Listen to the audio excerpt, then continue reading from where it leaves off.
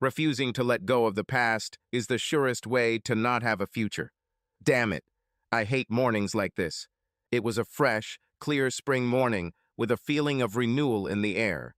The birds were singing, the sun was shining, the leaves and grass were starting to turn green, and I was miserable. I wish I was like Storm from the X-Men and had the weather reflect my mood. Then it would have been a completely different day. The sky would be gray and the air as cold as my mood. As I ran the last few steps around my block, I saw one of my neighbors, who was trying to start his lawnmower, wave at me. I waved back with a much more cheerful gesture than I actually felt. It was good, I told myself. Just keep pretending to be cheerful and no one will know how you really feel. There was a satisfied little smile on my face. In fact, that smile was more about getting through another day without breaking down than a reflection of my true mood. As I approached my house, I noticed an unfamiliar car in the driveway. She was parked right behind my 2009 Grabber orange Mustang GT. As I slowed to a walk, I recognized the truck. Sarah came in a couple of times when she needed to bring her things to my house. She had so much junk here that many people thought she lived with me. Seeing the truck, I forced myself to make my smile not wider, but happier in order to keep a good face on a bad game. I was prepared for her to either try to play on my feelings and ask me to go back to what we had, or if that didn't work, she would stoically pack her things and get the hell out of my life. Hell, I'll even help her move if necessary. I was a little disappointed when I walked up to the front of the truck and saw not Sarah, but some guy. He wasn't big and imposing or small and pathetic, he was just a guy. He wore a baseball cap over his graying hair, a red and white flannel shirt over jeans, and sneakers. He couldn't be more casual if he tried. "Hi, Bill," he said as I approached. "You must be, Bobby, her brother," I said, trying to maintain my smile. What?" he said, looking at me. "I'll help you load her things," I said. "Give me a couple of minutes to take a shower and change into dry clothes while you figure out what you can pick up first." He looked at me curiously and then smiled. "Damn, you're good," he said. "Probably one of the best I've ever seen." "Best at what?" I asked. "Liar," he said, looking me straight in the eyes. "I'm not lying," I barked. "I'll really help you move her things. I just need to take a shower. I just ran 10 miles. "You run 10 miles every morning except Friday, Saturday, and Sunday," he said. "You have a day off on Friday. You only run 5 miles on Saturday, so you have more energy for whatever you and Sarah do that day. You have a long run on Sunday when you're training for a marathon. I'm not saying that you won't help me prepare to move your wife's things out of your house. I'm sure you will do this and more. I'm talking about your feelings. You're even lying to yourself. You're so good at it that you almost believe yourself. For the future, you need to work on your eyes," he continued. "They are the ones who give you away. You have a perfectly practiced fake smile, but when you came closer to me, I saw all the pain you feel written in your eyes. She hurt you a lot, didn't she? Well, this situation was quite confusing from the very beginning. Maybe it's time to end this. Why don't we go to that terrace she always told me about? You can bring me a beer and get yourself some Pepsi or the apple juice you love so much." I just looked at him strangely. "Come on, Bill, we need to discuss this. Trust me, I know what it's like to lose your wife. I lost mine to cancer almost 6 years ago, and it still hurts. I didn't come for Sarah's things. She doesn't even know I'm here. I came to talk to you and understand what happened to you and her." I looked at him even stranger. I couldn't believe his audacity to just come to my house to talk about something that didn't concern him, especially since his sister and I weren't married. "Why do you call Sarah my wife?" I asked. "We are not married. We are not in a romantic relationship." He looked at me and started laughing. It was not a quick chuckle or a scornful laugh. It was full-fledged laughter from the heart, to the point of colic. "Yes," he said when he could calm down. "She told me the same thing. You should know that it's not her fault. She received bad advice from someone who used to be her friend. But my sister is susceptible to such things, given that everything is quite confused in her head. It is your fault. I hope that you are a man and will admit it after our conversation, and it will take time. Years of grudges will not disappear overnight. Wait a minute, I said. I never hurt your sister. I never hit her, shouted at her, or swore at her. No, I didn't offend you, he said. In fact, you almost killed her with kindness. This makes everything even worse, doesn't it? What the hell are you talking about? I asked. I didn't understand what he was talking about. I think I understand everything, he said. It's all about power, isn't it? Or maybe it's a facade of strength, right? The only time someone needs to be this strong is when they think they are weak. They project an aura of invincibility because they don't want to get hurt again. It didn't start with my sister, did it? Someone hurt you before you even met her, and it ruined your whole marriage with my sister. And now recent events have caused her to do something stupid that has put your strange marriage in jeopardy. Why do you keep calling it marriage? I asked. Because, Bill, that's exactly what it is, he said. Now let's go out onto the terrace and start talking. We need to get to the bottom of this before you both do something even more stupid. And I like my beer cold. You'd probably be better off bringing two. This all foreshadows a conversation for 2 beers. As we walked through the house, he looked around and smiled, noticing details. I noted that he seemed to know the history of some of the things Sarah and I had picked up on our travels. My collection of swords and weapons did not surprise him at all. He seemed to have expected this. There are no pistols, right? He said with a smile. I'll go take a shower, I said. The kitchen is there, and the door to the terrace is there. You can get your own beer. I know, he said. You only have Dos Equis. You don't always drink beer. Hell, you don't drink at all, but you just love those damn commercials. Sarah told me. It's one of the things she loves about you the most. I knew what he was going to say, but I ignored it. I had other thoughts. Like, why am I even going to talk to him? Sure, he's Sarah's brother, but it's over between Sarah and me. I wonder if he knew what his sister did. I wonder if he knew how easily she threw away everything we had. As the warm water of the shower poured over me, I was forced to push aside the memory of how, just a few days ago, Sarah and I stood in that shower together, tenderly touching each other under the same warm water. She turned her back to me and leaned over, looking at me over her shoulder. It's a pity that you're so tired after your run. She began. Otherwise we could. Before she finished her sentence, I was in it. Her smile was tinged with sadness that only we understood, but it was only for a moment. What will we do today? She asked. It's your turn to choose, I answered. I shook my head and pushed the memory away. I'll never do that again, and her brother was waiting for me downstairs. I turned off the shower and got dressed in casual clothes. Passing through the kitchen on my way to the terrace, I picked up a small bowl of fruit salad that Sarah had prepared 2 days ago. I smiled again, remembering last summer when we literally lived on fruit, cold cuts, and soda. I sat down at the table opposite Bobby. You and Sarah have a beautiful house, he said. You know, even though Sarah doesn't officially live here, she considered this place her home. I rolled my eyes. Her apartment is almost empty. She gave most of the furniture to my daughter when Emily moved into her apartment 2 years ago. I don't even understand why she went there when her heart was here. You and she really need to work on your acting skills. Everything in this house is saturated with her presence. There are as many photographs of her as there are of yours. All her favorite foods are in your refrigerator. And as her brother, I really didn't want to see her panties drying in your laundry room. Why can't you just admit it? Admit that? I asked. We were friends, nothing more. She worked for me, and we spent time together. Okay, we spent a lot of time together, but there was nothing between us. He just looked at me with that almost psychic look of his. Okay, Bobby, we're both adults, right? Your sister and I were, friends with benefits, but she decided to go a different route. That happens.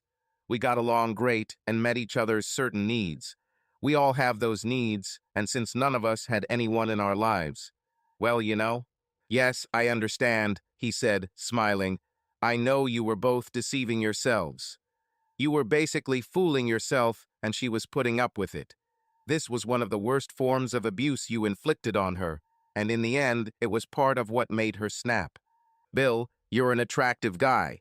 You have a successful business and more money than you need. You could easily find yourself a woman, and you might find someone more beautiful than my sister. You see, he smiled, looking at me. When I said that you could find someone more beautiful than my sister, you got angry. Your lips even twitched, but your eyes told me that you wanted to kick my ass for those words. He laughed again. You'll be even angrier at me, Bill, for what I'm about to say, he said. You love Sarah. That's why everything is so confusing. No, I don't, I said loudly. You don't love me, he echoed sarcastically. What, are you 6 years old? Don't get me wrong, Bill. My sister is not ugly. She is an attractive woman, especially if you like thicker women. She has a big ass and very nice breasts, but her waist is narrow. If you like an hourglass figure, then she's your girl. But it's more than that to you, isn't it, Billy? Despite all your protests and talk about friends with benefits, you love my sister, don't you? No, I don't, we both said at the same time, which caused another fit of laughter from him. Okay, Bill, let's get started, he finally said. Tell me what you experienced before meeting Sarah. Let's hear the story of why you put my sister through all this hell for the last 5 years. He looked at me as if he really expected me to just tell him everything. I never told anyone how I messed up my first marriage or why I decided never to get married again. But something in his eyes made me want to spill it all. Maybe if I can talk about this just once, it will help clear my mind of some of this crap. Maybe this will give me a new understanding of what I'm doing wrong that caused not one, but 2 women to cheat on me. Sarah. I woke up and reached out to Bill with a smile on my face. I had a terrible dream. I dreamed that we broke up. In fact, we couldn't break up because we weren't officially together. But the truth was that I loved Bill Reed more than life itself and wanted to have his children. Suddenly, I realized where I was and why, and I started crying again. We really broke up. After the best 5 years of my life, I had screwed up so badly that I couldn't see a way to fix it. I knew how Bill felt about betrayal. I knew what he did to his first wife, and I knew that since we weren't even married, I couldn't hope for what she got. She received expulsion from his life without the right to pardon. My tears streamed down my face and hurt. The salt from the tears, which had dried the day before, irritated the skin, and a new stream of tears again caused pain. There was a knock on the door, and it woke me up. I went to the door, hoping it was Bill. When I opened the door and saw Teresa, my face hardened, and I began to close the door in her face. Damn, you look terrible, she said. In any case, I need your help. Teresa was never known for her tact. She pushed past me into the apartment. You should really rent this place out, she said. There is almost no furniture here. How often do you come here anyway? What do you need, Terry? I asked in a cold tone. Haven't you hurt me enough yet? Did you just come to shoot me and put me out of my misery? She looked at me as if I had fallen out of a stupid tree and hit every branch on the way down. Have you told him yet? She asked. How can I? I sobbed. He doesn't want to talk to me. You probably shouldn't have listened to me, she said sharply. Anyway, we have a big problem. You ruined my little brother's life, and he's depressed. You have to help me fix this. I looked at her as if she was crazy. How is this my fault? I asked. I didn't say it was your fault. I said you need to help me. Well, indirectly, it's your fault, she continued. You were so unhappy that I had to try to help you. So I came up with an idea that probably wasn't a good one, but it was your misfortune that caused this, so even though it was my plan, you share the responsibility. Somewhere in all of this, I lost the thread. My brother's friend Frankie got a visit from one of Billy's private investigators, she said. They told her that Frankie had ruined the relationship by having sex, or possibly more than one sex, with another woman. This woman, naturally, is you. She was so angry with Frankie that she called off their engagement. Since Frankie worked, and maybe still works, for her father, he was fired. Now he has lost his girlfriend and his job for no reason. We must help him. What do you want me to do? I asked. Well, you could talk to her and tell her the whole story, Terry said. You could too, I said. I'm sorry about your brother, but I'm just not in the mood to leave here. I may never leave here again. She doesn't believe me. She doesn't love me at all. Anyway, Sarah, we'll find you another guy, she said. We'll find you someone better, someone who doesn't have all of Bill's complexes. Terry, just get your obsessive ass out of my apartment now, I snapped at her. Damn, sorry, she said. What is it about this guy that makes you hold on to him so much? Just go away, Terry, I told her. As she ran out and slammed the door behind her, I remembered the first time I met Bill Reed. It was 5 years ago on the Woodward Dream Cruise. The Woodward Dream Cruise is truly an amazing experience. It's like a car show driving through the heart of Detroit. To be clear, the Dream Cruise does not take place in Detroit. This is a completely suburban event that starts ridiculously less than 50 yards from the Detroit city limits and continues all the way to Pontiac, Michigan. You can see any and every type of vehicle passing by. There are all kinds of incredible cars, trucks, motorcycles, and oddities. One guy even rode a motorized toilet the first year I was there. In any case, I did not participate in the Dream Cruise event itself. Each small town and suburb along the route has its own events and exhibitions. Ferndale, Michigan has some of the best. It's called Mustang Alley, and it's a huge show and competition exclusively for Mustangs. 3 years before this show, my father died. His death, shortly after my brother Bobby lost his wife and I got divorced, was devastating. My dad left Bobby a house and me a broken '67 Mustang and some money. I decided to sell the car to find out how much I could get for it and just leave. At least that was the plan. I looked at this car and remembered how much my father loved it. The '67 Shelby GT 500 Mustang was rare. I wondered why my father didn't leave the car to Bobby and the house to me. Instead of selling the car, I decided to restore it. Somewhere along the way, I started to love the car too. The guys who restored the car came up with a plan to turn it into a GT 500E. When I saw their designs, I knew it was perfect, and my Elena was born. That Dream Cruise was her debut and mine too. During the last 24 months it took to restore the car, with me involved in most of the work, I experienced most of my personal tragedies. I saw my dad in the car every time I looked at it, and I knew he would have loved what I did to it. I also saw that my ex-husband had found a new victim. Even when he held her hand possessively in the market where I saw them, I saw clear signs of his love in the bruises on her arms and the thick layer of makeup on her face. Better for her than for me, I thought. I dated a few guys, but didn't feel anything special until that day on the cruise. From the first second I put Elena in her place, I had people, mostly guys, looking at her. Since there weren't usually many women at these shows other than car show models and sharks looking for men who could afford a toy car, I got a lot of attention too. Most of the guys who approached me were either those who wanted my car and thought that if they climbed into bed with me, they would drive it, or those who already had their own car and thought it would be cool to have a woman with her own car. Neither type attracted me.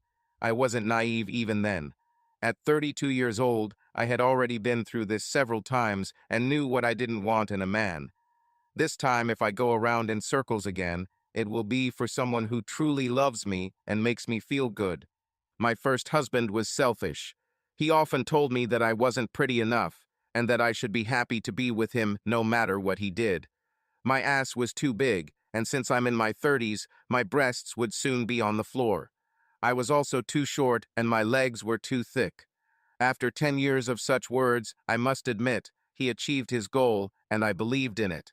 I wish I could say that I was strong and immediately escaped from this situation, but I can't. I put up with it much longer than I should have. But when I decided to leave, I did it quickly and decisively. So I was on the cruise. I sat next to Elena, wearing the t-shirt I'd bought on the cruise that morning and my favorite old, too tight jeans. I stood up from my folding chair for a second to get something to eat. When I returned, I saw this guy walking back and forth on both sides of the exhibition. He took pictures of all the cars. He also talked to almost every car owner. I thought he was cute and couldn't wait for him to come up to me and take Ellie's photo. I put on my sunglasses and struck one of my most seductive poses to wait. It didn't take long. He walked up to the car next to mine, a very nice 2010 V6 convertible in custom red with a contrasting interior. This guy was cool. Just by listening to him talk to the owner of the car, I realized that he just loves Mustangs. He was not a snob, he liked all Mustangs. He loved the V6 as much as their more powerful brethren and appreciated all eras of the pony car.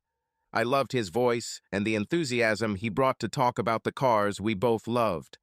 In the last 5 years of my marriage, I don't think I've ever been aroused. I think it got to the point where I just tolerated it.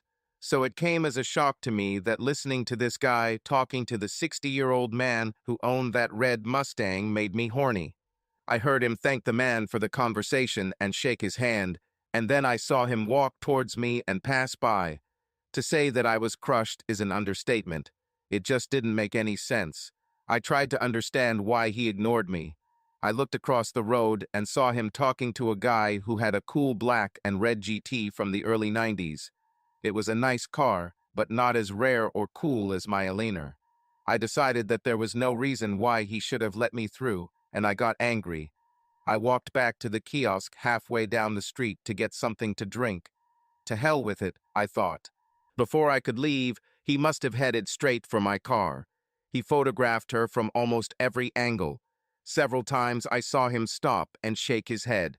Just by the way he looked at my car, I was jealous. I headed back from the food stand and saw him leave and start talking to the guy on the other side again. I have an idea. I grabbed the hand of a guy walking down the street. "Where is your car?" I asked him. He looked at me in surprise.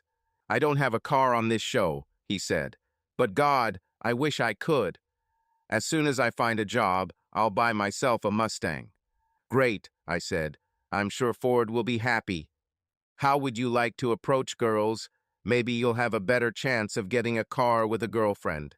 He looked at me, then smiled. "Not with me," I said quickly. "You need someone younger and more beautiful." "What should I do?" he asked. "Do you see the car there?" I pointed to my Elena. "I just need you to stand next to this car for a moment. There is a chair there. Sit on the chair. If someone comes up and asks you about the car, tell them it's your car, but your sister was looking after it."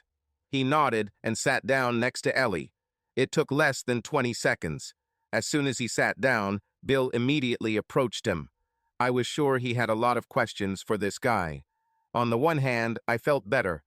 This confirmed my theory that my car was really special and beautiful, so I was happy. On the other hand, I wondered what was wrong with me that a guy I didn't even know disliked me so much that he ignored me to avoid me. Billy. I looked at Bobby. He took a long sip of his beer and laughed at me. He burped loudly and looked at my bowl. "Melon, honeydew melon, pineapple, green grapes, and cherries are one of her favorite salads," he said. "She even taught you what she likes." "Okay, we don't have all day. Let's listen to the story of why you don't love your wife. That is, my sister." "All right," I said. "It all started when I was 24. I met this girl at a party after work. Her name was Irene, and somehow we immediately liked each other. We started dating and got married. We had a great life, or so I thought. At first, we did everything together. We almost never parted. She was everything to me. But over time, I think, like most couples, we somehow settled down. Everything was no longer new and fresh. In fact, everything had become quite boring. I think our marriage was like most things in life. You spend all your time and energy to get something. And then when you get it, you get used to it. And pretty soon, it's not as important as it used to be. Over time, Irene also calmed down. Don't get me wrong, we still loved each other, but maybe we were just getting used to each other. It was probably my fault because I looked at my life and my marriage and thought I didn't have everything I deserved. I was especially disappointed with how Irene turned out. Irene was very nice when we met. She was small and thin. She was like an elf. But over the years, she has gained several kilograms. She wasn't built like Sarah, so she didn't look overweight. On the other hand, she simply did not care about her appearance. She didn't do anything to her hair, so she just cut it short for convenience. And when she turned 30, she began wearing huge, ugly glasses. She wasn't really unattractive, she was just unkempt. I think she thought we already had each other, and there was no one left to impress. We were comfortable with each other. Maybe that's what made everything boring. Actually, when I think about it, our life wasn't bad at all, it was just boring. And looking back, I was at least 50% to blame for this. Maybe if I had spent more time with Irene or been more interested in her, things would have been different. But I didn't do that, so everything remained as it was. You know what they say, the grass is always greener somewhere else. So, this green grass is partly to blame for the destruction of my marriage. During those times, I worked hard to attract new clients for my business. Everywhere I went, if I saw or heard about someone who could be a potential client, I immediately approached them. At the same time, I was still the same guy as before. I was still in touch with many of my friends from college and high school. One of my best friends at the time was James Kirk. Kirk and I played baseball in junior league and in high school. As we got older, we used to go pick girls out together. Kirk was married and divorced 3 times by age 28. Kirk was a notorious womanizer. Anyway, Kirk and I were having lunch and reminiscing about old times at one of the outdoor cafes near my office when I first saw her. When she entered the cafe, all the men in the room followed her with their gaze. Like most of these guys, I was fascinated. Rebecca was just amazing in the strangest way. She wasn't one of those 20-something blonde, Scandinavian goddess, swimsuit models with a stunning figure and piercing blue eyes. In fact, she was almost the opposite of that. She was kind of cute in a girl next door kind of way. She had short brown hair that was styled inwards. Her breasts were not large or even average, and she was several years older than me. She was probably 36 or 37 years old, maybe even older, but she looked that age. But there was something in her smile and gait that attracted everyone's attention. She had this way where her eyes would be half open, half closed, and she would just scan the room, smiling at every man there. But every man thought that she was smiling only at him. If I had known then what I know now, everything would have been different. I would throw money on the table and leave from there. Anyway, that day she sat down for lunch with one of her friends and an obsession was born. I started having lunch at this cafe every day to see her. Without ever speaking to her, I fell head over heels in love with the image I had created in my head.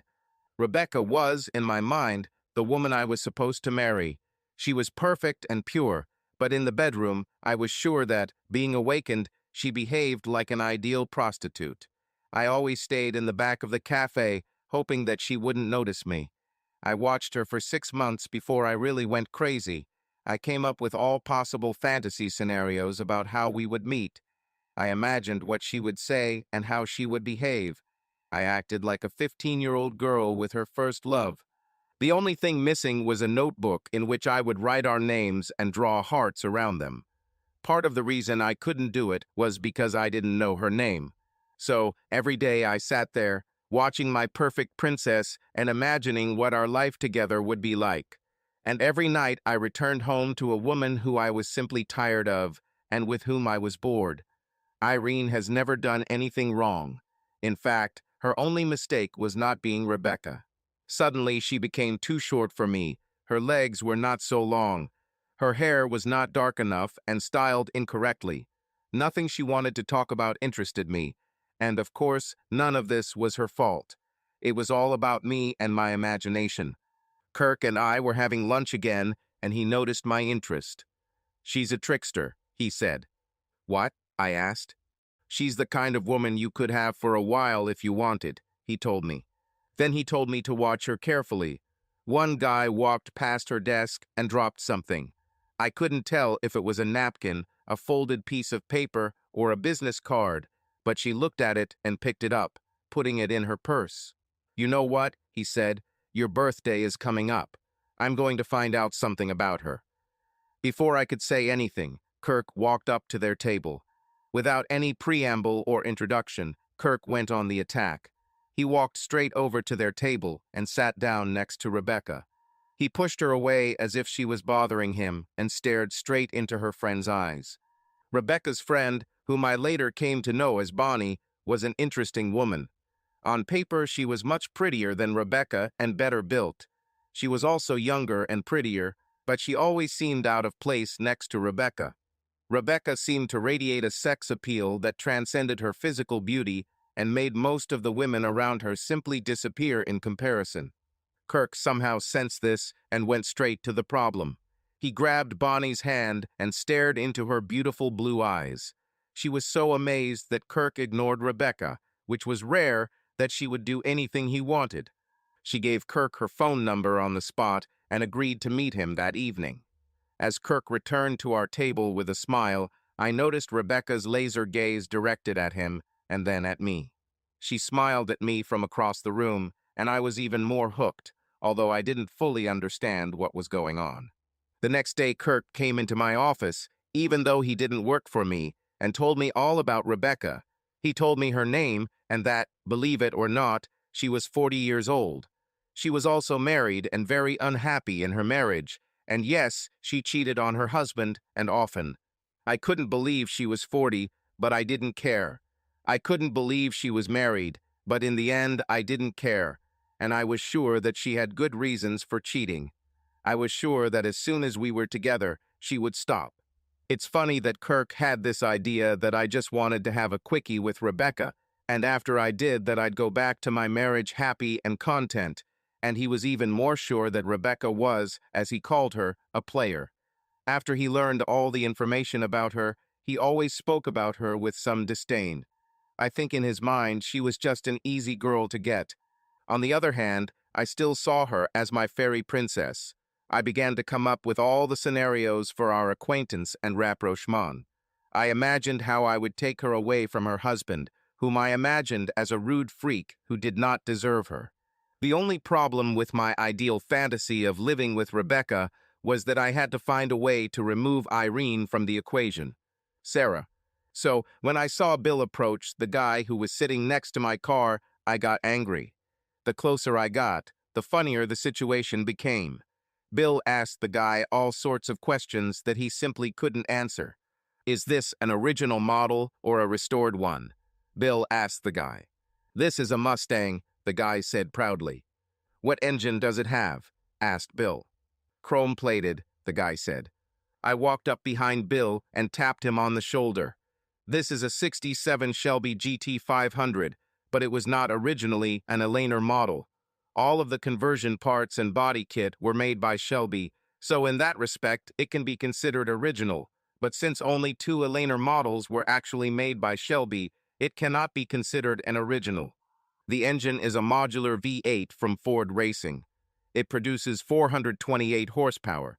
He just looked at me with his gray-green eyes and nodded, then turned away. Hey, wait a minute, I said. I answered your question, now answer mine. He simply nodded. What are you doing? I asked. Every year when I bring my car to the show, it's my Grabber Orange 09 GT over there. Anyway, I always take pictures of all the cars at the show. I ask questions to learn about modifications I might want to make to my car and about cars I might want to buy. Are you into men? I asked him. Or do you just not like ugly, plump girls? I'm not into men, he said. But I can't say that I like ugly, plump girls. Do you know someone like that so I can understand what an ugly, chubby girl looks like? Well, people like me, I said. He just laughed at me then. You're not ugly at all, he said, and your waist is too small to be plump. You just have a lot of goodies. Most of the guys here today will be looking at your jeans. Then why? I began. There's just no room for women in my life anymore, he said. I mean, they're good, but there's too many problems with them. They're like Lamborghinis. They're nice to look at, but they're just not practical. Who wants a car where you have to pay more to replace the brakes than you would for a down payment on another car? He shrugged his shoulders. Maybe it's not a matter of practicality, he continued. I appreciate them, but I just don't want to own them. When he said beautiful, he looked straight at me. Thank you for telling me about your car, he said softly. This is probably the best car here. When he turned to leave, something told me that this was the man with whom I would spend the rest of my life.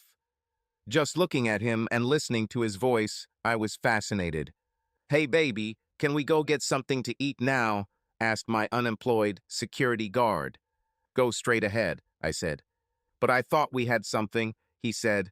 "Maybe we could go for a ride later." "Don't flatter yourself," I said.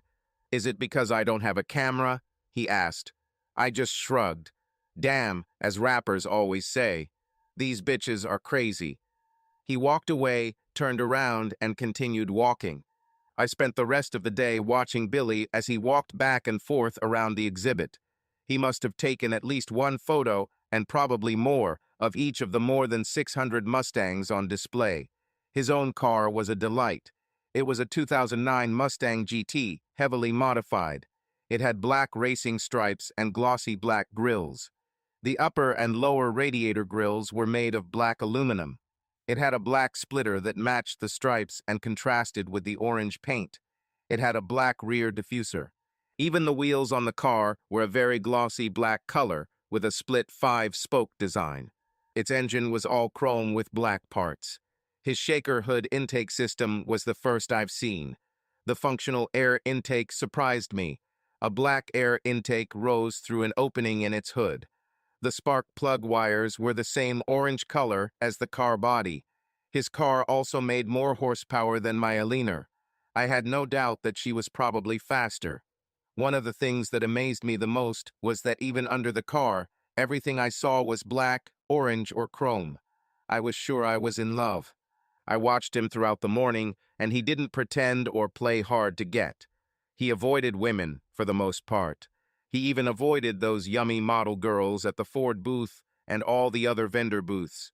I noticed that although he was cold towards all women from 18 to 60 years old, he was a real angel towards little girls and very old women. It took me a while to realize it, but someone had to hurt him badly for him to become like this. During the day, I acted like a fool with him. I invited him to eat with me, and he refused. But then I realized something. If I told him something that was entirely related to machines and not related to communication, he agreed. For example, when I told him that Ford mechanics were running dyno tests on some of the cars they modified, his eyes lit up. He even let me take his hand and lead him to the parking lot where they were working. Later that day, I told him the prize drawing was starting, and I took his hand again. He didn't mind. I won one of the prizes in the raffle. I didn't win anything cool like custom wheels or engine modifications.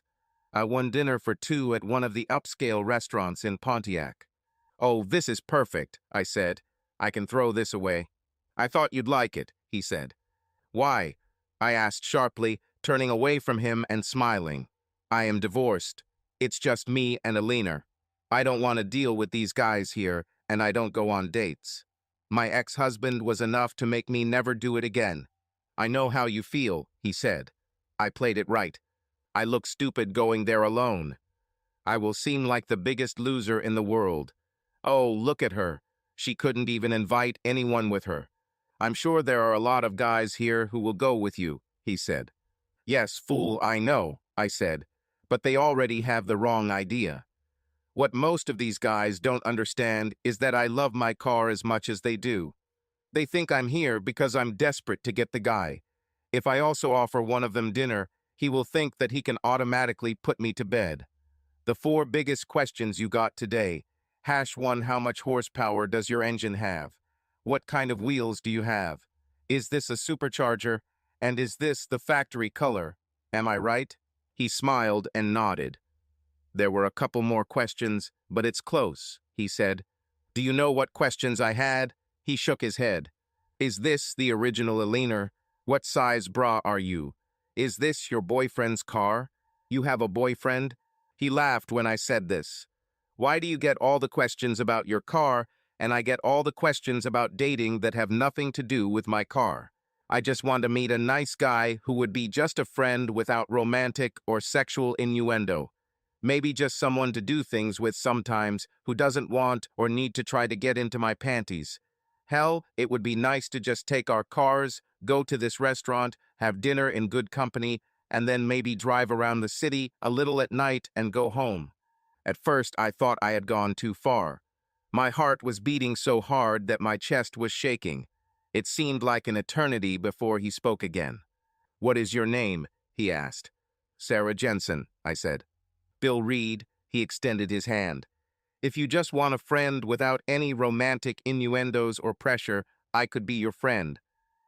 We spent time together until the early evening, and then went to dinner at a restaurant. The dinner was truly magical, and the conversation was wonderful. But I already knew that this would happen. Bill paid for any additional costs that were not covered by the tickets I won. By the end of the evening, he was looking down, and I felt like he wanted to ask me something. "Come on," I said. "I see that you want to ask something."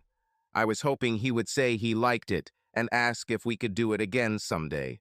If he didn't, I was going to. I'd rather make a fool of myself than risk losing him before I actually have him. "What size is your bra?" he asked. "You really want to know how big my breasts are, right?" I barked. Then she noticed that he was smiling. "Okay, liar, what do you really want to ask?" I smiled too. "Okay," he said, "but this is a rather personal question." I just nodded. "On the way back, can we change cars?" he asked, looking down at the table. I started laughing. So I thought that he wanted to take me somewhere more private, but he just wanted to get into the driver's seat of my car, not mine. By the end of the night, we exchanged phone numbers, and we became friends in a sense. In the first days, I called him much more often than he called me, but we got off to a good start. Bill. The answer came to me suddenly. Kirk, he can do it. Kirk was, as I mentioned, a real womanizer. He loved to pursue women who seemed unattainable to him. He was often rejected, but he also achieved a lot. I called him, invited him to lunch, and outlined my idea. "You are crazy," he asked. "Why should I do this?" "As if you were doing me a favor," I replied. "Aren't you going crazy, Bill?" he asked. He tilted his head and looked at me. "You're not turning into one of those weird dudes on the internet who gets horny when someone sleeps with their wife, are you? You know, guys like that, they're all really crazy. They claim that they see it as proof of love for their women and all that." "No, Kirk," I said. "These guys are just genetic dead ends. They don't have the viable traits to reproduce, and they realize it, so they help the gene pool by letting the best specimen try to impregnate its female. In short, they're losers and don't want to pollute society, so they don't reproduce, though accidents happen. It will take several generations to get rid of them, but they are doomed." "So what's the point?" he asked. "Kirk, I'm tired of being married to her," I said. "And there's someone else I want, but I couldn't change Irene if my life depended on it. But if she cheated first, then I'd just settle the score. And if she cheats on me with you, I won't. I'll have to worry about losing her. I don't think you've ever slept with the same woman more than once or twice in your entire life." Suddenly, Kirk ducked in his chair. He sank so low that he was almost under the table. I looked back and noticed that Rebecca and Bonnie had just entered the restaurant. "What happened to you?" I asked him. Bill, I've slept with Bonnie 3 or 4 times," he whispered. "Now this bitch thinks she's mine. She keeps calling and trying to get me to meet her family." I just laughed. As I looked across the room to see if Bonnie was looking our way, I noticed Rebecca's eyes were directed at me, and she smiled. "Who is this woman who turned you on like this?" he asked, still crouching under the table. "I'd rather not talk," I said. "Hey, they sat them in another room. You can get out." "Please tell me it's not that brown-haired bitch," he chuckled. "Please tell me you won't risk your marriage for her." "She's not what you think, Kirk," I said. "And how do you know this?" he asked. The look he gave me was the same look mothers get when their children say something so stupid that it defies classification. "I've done my research," I said. "Okay, I'll do it," he said, "but only to save your ass." Things happened very slowly over the next few weeks. Kirk tried to randomly meet Irene several times in places like the supermarket and even at our house, pretending that he had something to give me. For a master of seduction, his success was surprisingly low. After several such meetings, Irene just told me that there was something wrong with him, and she didn't want him hanging around our house. "Damn it, Kirk," I said. "I thought you were a man. I can't believe you failed." "I didn't completely fail, man," he said. "She's just tougher than most women." "Come on, go ahead," I said sharply. The thought that his failure was preventing me from having the life I dreamed of with Rebecca really irritated me. In the meantime, I was working on other things. I needed to know as much as I could about Rebecca so that our life together could be better. I also knew that just seeing her on the side wasn't enough for me. Even though Kirk thought I just wanted to sleep with her and then go back to Irene, I had other plans. In my mind, Rebecca and I were lovers, like Romeo and Juliet. I wanted us to be together forever. This meant that I needed to free her from this scoundrel of a husband who was making her miserable. To this end, I hired a very discreet private detective to follow Rebecca's husband and collect dirt on him that I could use to divorce her. I met him in his office the day after I spoke with Kirk. The private detective looked exactly like you'd expect. He had bags under his eyes and had not shaved for several days. He had a small belly and wore wrinkled clothes. The funny thing was that he was only about 20 years old. Bags under the eyes appeared from playing games on Xbox at night. A belly because, like many kids these days, he didn't exercise and was too lazy to shave. "I put a couple of my best people on it," he said. "By changing them, he's less likely to notice or remember them." I nodded my head. "That's why you charge me so much for surveillance, right?" I asked. He smiled at me with yellow teeth while eating his ass. The more I looked at this guy, the more convinced I became that if Rebecca and I ever had kids, I wouldn't buy them a video game console. Or at least I will strictly limit the time they spend on it. His teeth were so yellow, it looked like he ate butter sandwiches for breakfast, lunch, and dinner. "I don't know why you wanted us to follow this guy," he said. "He's boring. He doesn't do anything. He works as a mechanic at an auto body shop. He has a certificate from a very good program. He does a great job. His boss and all his clients love him. I have hours of video of him. In fact, we found one time he could have gotten into trouble." When I heard this, I started drooling. I adopted a wolfish grin because I knew he was going to tell me something that I could use, and it would all be worth it. "Let me guess," I said. "Does he drink at work?" "No," said the detective. "Is he taking medication?" I said. "No," said the guy. "Is he stealing from his boss?" I asked. "Well, in a way," he said. "There was a woman who came in to fix her car and didn't have all the money she needed. He just took what she had and paid the rest out of his own pocket. So, in a way, he underpaid her, but really didn't steal. When he told his boss about it, the boss gave him back some of the money. But that's the worst thing he did." "And at home?" I asked. "How does he feel about his wife?" "He worships the ground she walks on," the detective answered. "She's the one you have to pay us to keep an eye on." "Okay, pay me for a couple more weeks and keep an eye on her," I said. I thought maybe they could at least give me information about her preferences so we could get closer. Sarah. My first year with Bill was really interesting. It was like being back in third grade. In third grade, girls knew that some boys were nice, but all the boys thought girls were mean. I often called Bill to go to various car shows and Mustang events. He was usually happy that I called, and we had a great time together. But he very quickly clarified to people that we were just friends. I often got angry when other women tried to get his attention after finding out that we were only friends. But he often used me as a shield when women were too pushy. He came up to me, sat down next to me, and took my hand to get rid of them. I lived for these moments. Another thing that pissed me off was when some guy would follow me around and Bill wouldn't be jealous. I wasn't even sure that anything would ever happen for us until the end of summer came. I was really dreading the end of summer because I thought I would lose Bill then. In Michigan, very few serious motorists drive their cars in the winter. Snow, ice, dew, humidity, all this is terrible for cars. I was probably planning on riding Ellie until it snowed, but Bill just looked at me like I was crazy. He reminded me that Ellie's frame and underbody are not powder-coated, so temperature changes and dew can cause rust. To be honest, I loved Ellie, but I didn't think it through. Bill had been to my apartment several times, and I had also been to his house by that time. I often went to Bill's house to wash Ellie because Bill had all the car care products. I also just wanted to see him.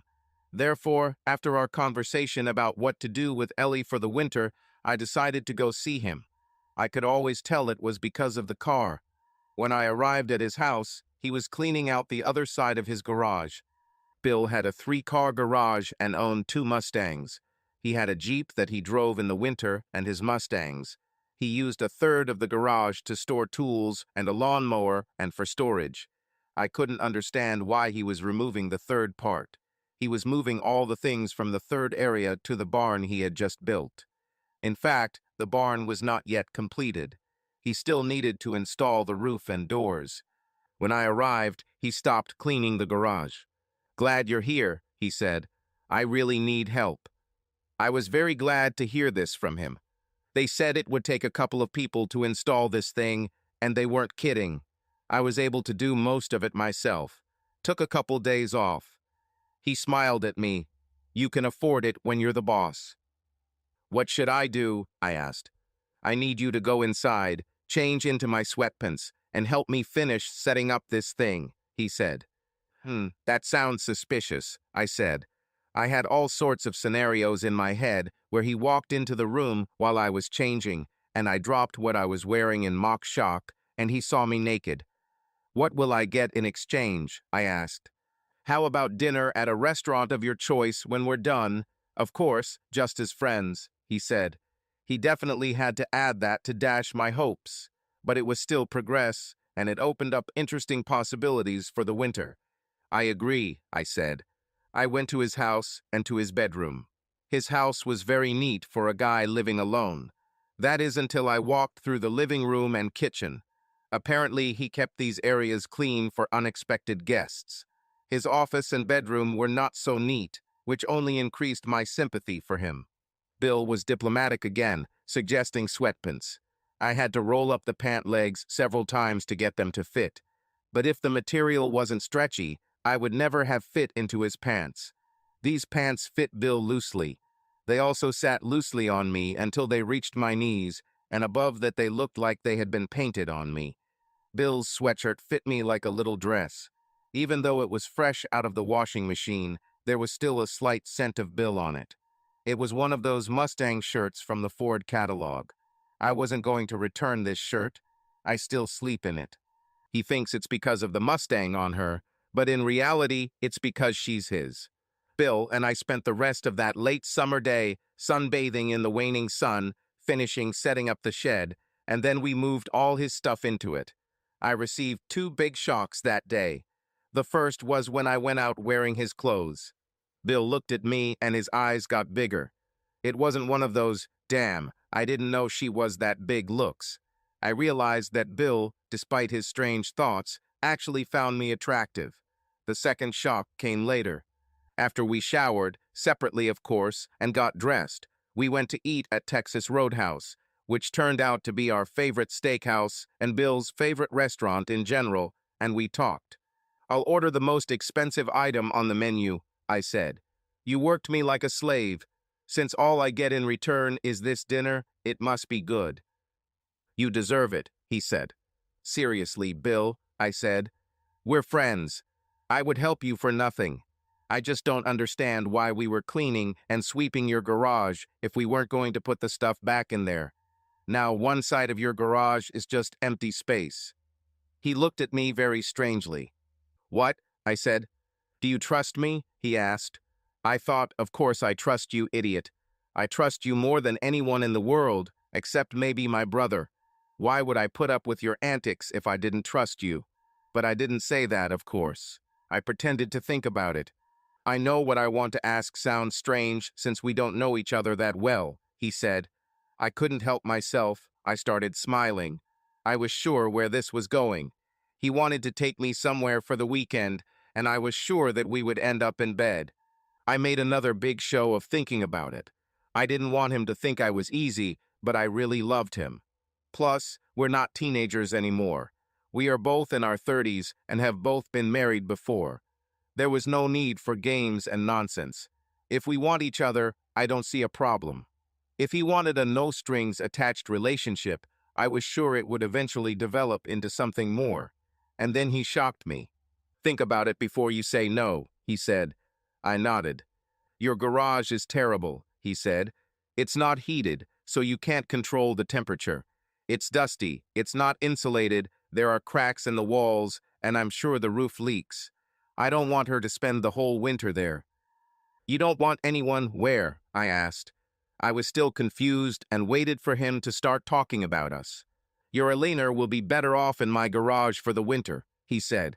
"My garage is heated and has its own thermostat. It's completely sealed, and since it's an attached garage, we don't have to open the outside door all winter. It's relatively dust-free, and we can even wash it sometimes in the winter. Don't be mad, but I noticed you didn't have a case for it, so I ordered one too." My head was spinning, and I was a little angry. Now I understand why all these guys get angry at women who tease them and lead them by the nose, and then just kiss them on the cheek goodbye. We were together all day. He kept sneaking glances at my ass and breasts all day. I knew that he wanted me, at least his body definitely wanted me. I don't know how I resisted. It seemed like all I could do was laugh. I was able to do this because I probably spent the whole summer realizing that I really loved Bill.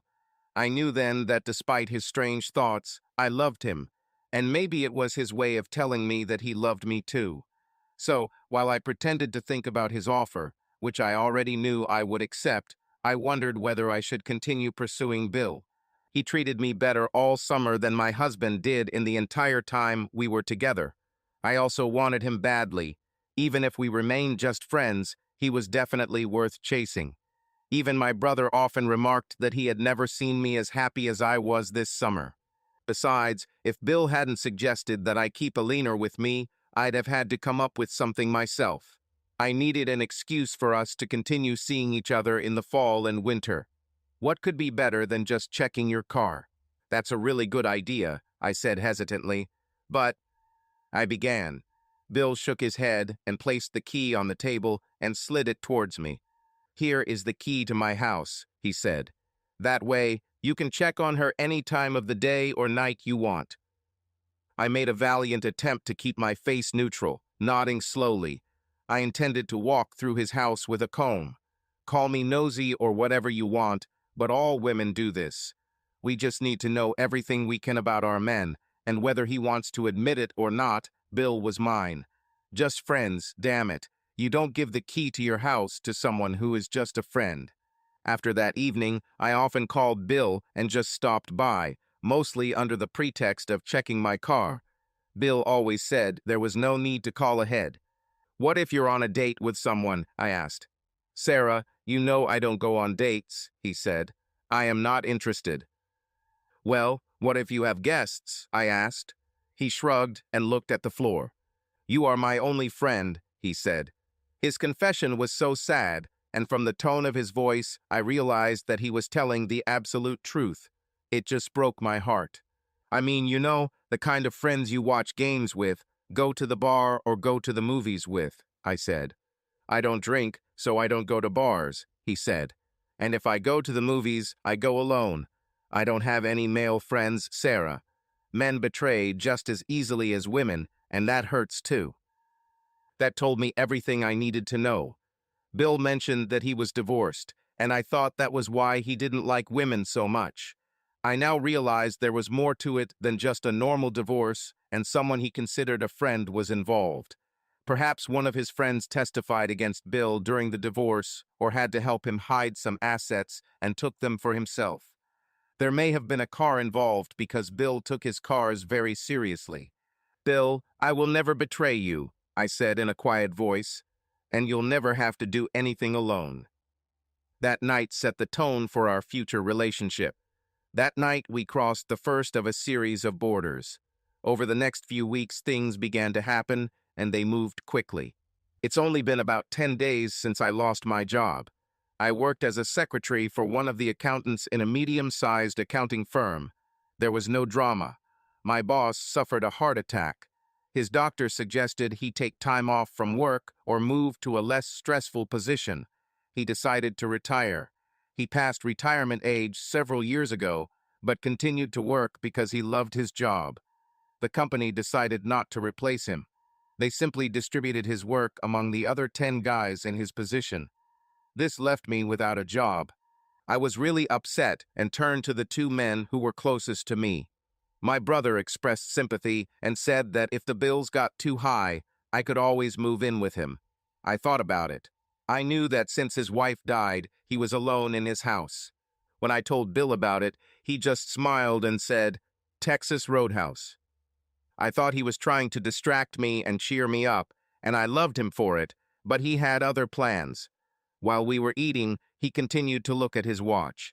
At about 8:30, he called. "Eliza, how are your classes going?" he asked. "This is good."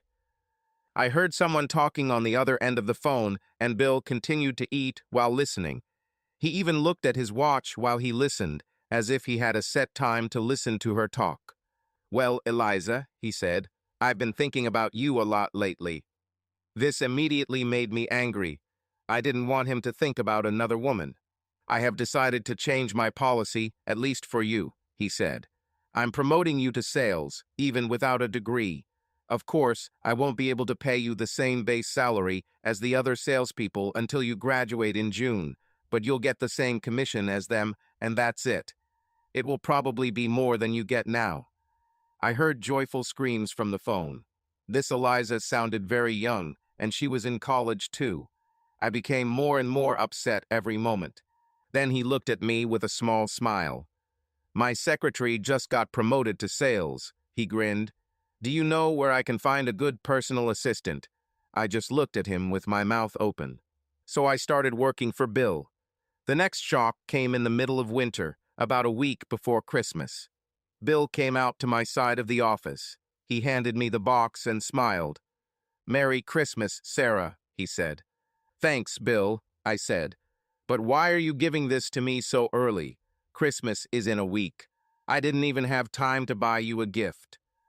"You can give it to me when I return," he said. "Bill, where are you going?" I asked. "Sarah, all this Christmas stuff is just making me depressed. I'm cold, I'm lonely, and it's just not fun. So, to not depress everyone else, I'm going on a cruise," he said. "Who are you going with?" I asked immediately. "With no one," he said quietly. He spent the rest of the day making plans and lists of everything he needed. As his personal assistant, I had to organize some of his affairs. Bill did not have a companion in his cabin. He had to book a regular cabin that could sleep 2 people. I decided to lay all my cards on the table. "Bill, how do we get to the airport?" I asked. "I'll drive the Jeep and leave it in the long-term parking lot," he said. "Should I go by car too, or will you pick me up?" I asked. "What are you talking about?" He smiled. "I'm a big boy. I don't need anyone to give me a ride to the airport." "Bill, I'm cold too. I've never been on a cruise, and I don't want to spend Christmas alone. You and I always have a good time together. There's no pressure. It just means we don't have to be alone. I'll give you your money back for the cruise. You can keep my Christmas bonus as a down payment." "But Sarah, there is no cabin available," he said. "I'll share yours," I said. "It's okay, there's enough room." He took a coin out of his pocket and tossed it. "Heads or tails," he said. "Eagle," I shouted. George Washington looked down at us from the floor. He shrugged.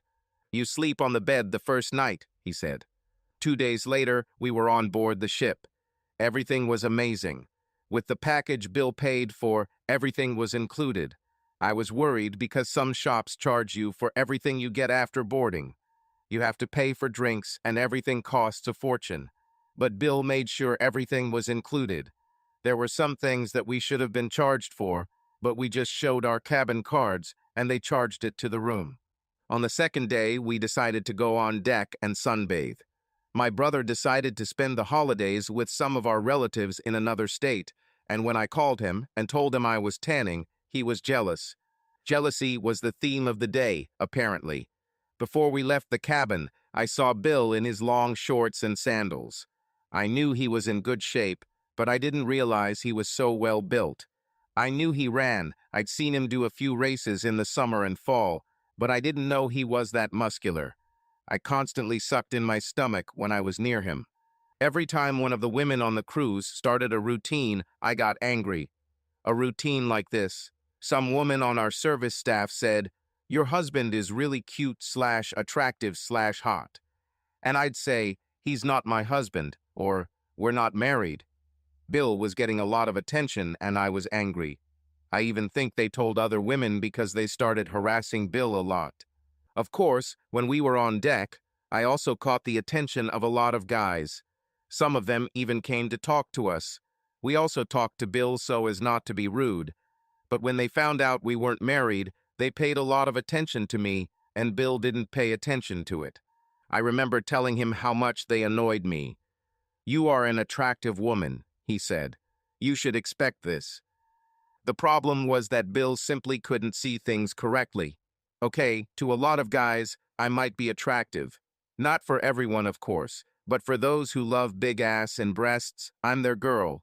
There were two problems with this. The first was that most of these guys didn't want a relationship with me.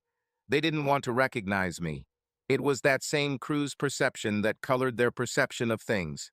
On the ship, everything you need or want is provided for you. All you need to do is just ask, and you will receive it.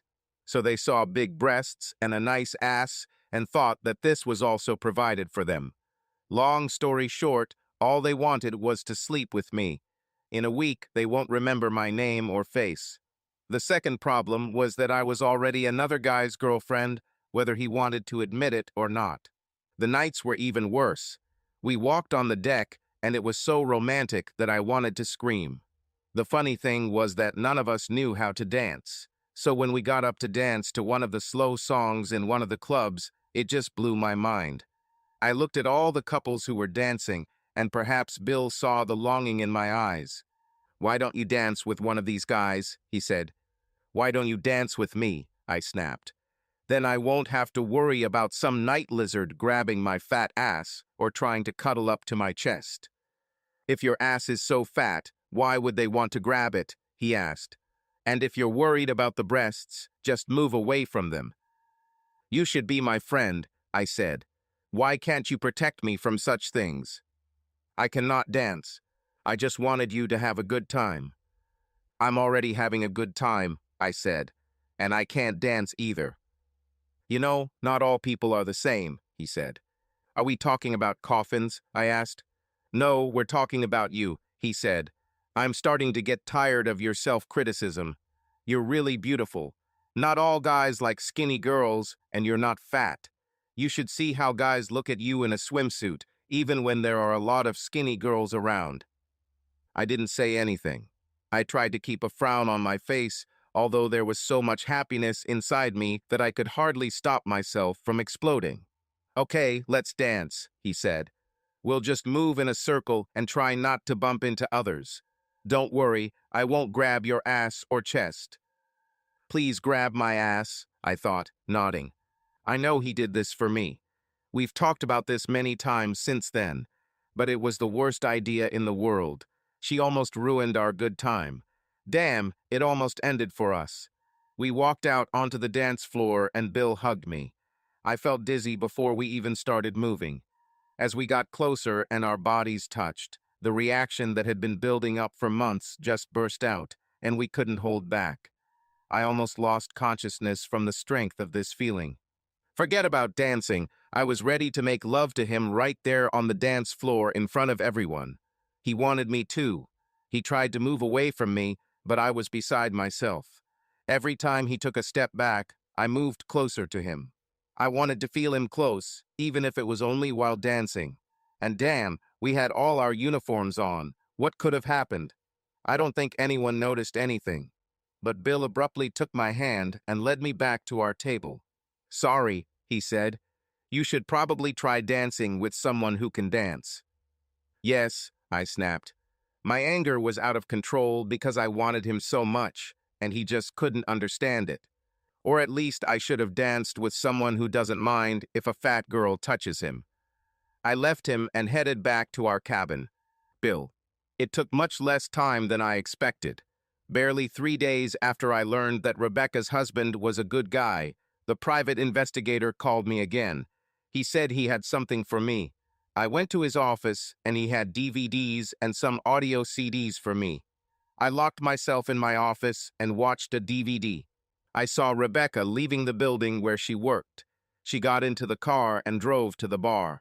She didn't come out right away, but when she did, her skirt was noticeably shorter than when she got into the car. She sat down at a table with several other women, one of whom was Bonnie. Rebecca stood up and began dancing with several men. They all groped her ass and visibly rubbed against her. She didn't seem to mind. After a couple of dances, Rebecca walked out into the parking lot with one of the guys. He drove his car away from the building, and they climbed into the back seat. When they finished, Rebecca repeated this a few more times before driving home. The two other women from her group remained at the table and talked to each other. They both went home before Rebecca. There were several days of the same behavior. There have been worse things. There was one time when Rebecca left the house while her husband was working in the yard. He walked over and kissed her goodbye as she left. She smiled but quickly pulled away after a brief kiss. She drove to the mall and started talking to two large men before going inside. After some time, they went to a hotel together. Rebecca entered the room with two men and did not come out for a long time. During this time, at least 3 other men entered the room. My heart sank as I watched the DVD. Was this the woman I became obsessed with? But still, some part of me wanted to believe that this was not happening. I turned off the DVD in disgust. The CDs contained recordings of her telephone conversations. In one conversation with Bonnie, the two women almost ended their friendship over the phone. Bonnie was upset because a man didn't call her back. Rebecca told her that it was her own fault for allowing herself to be treated this way. "What do you want me to do, Beck?" Bonnie asked. Became as easily accessible as. "Were you going to call me?" Rebecca asked. "No," Bonnie said. "The easy ones at least do it for the money. The only thing I don't understand is why you treat Johnny this way. He deserves better. If you don't love him, why don't you just tell him? You go out every night and sleep with so many guys, as much as you can hold. And Becky, he loves you so much." "It's none of your business, Bonnie," Rebecca replied sharply.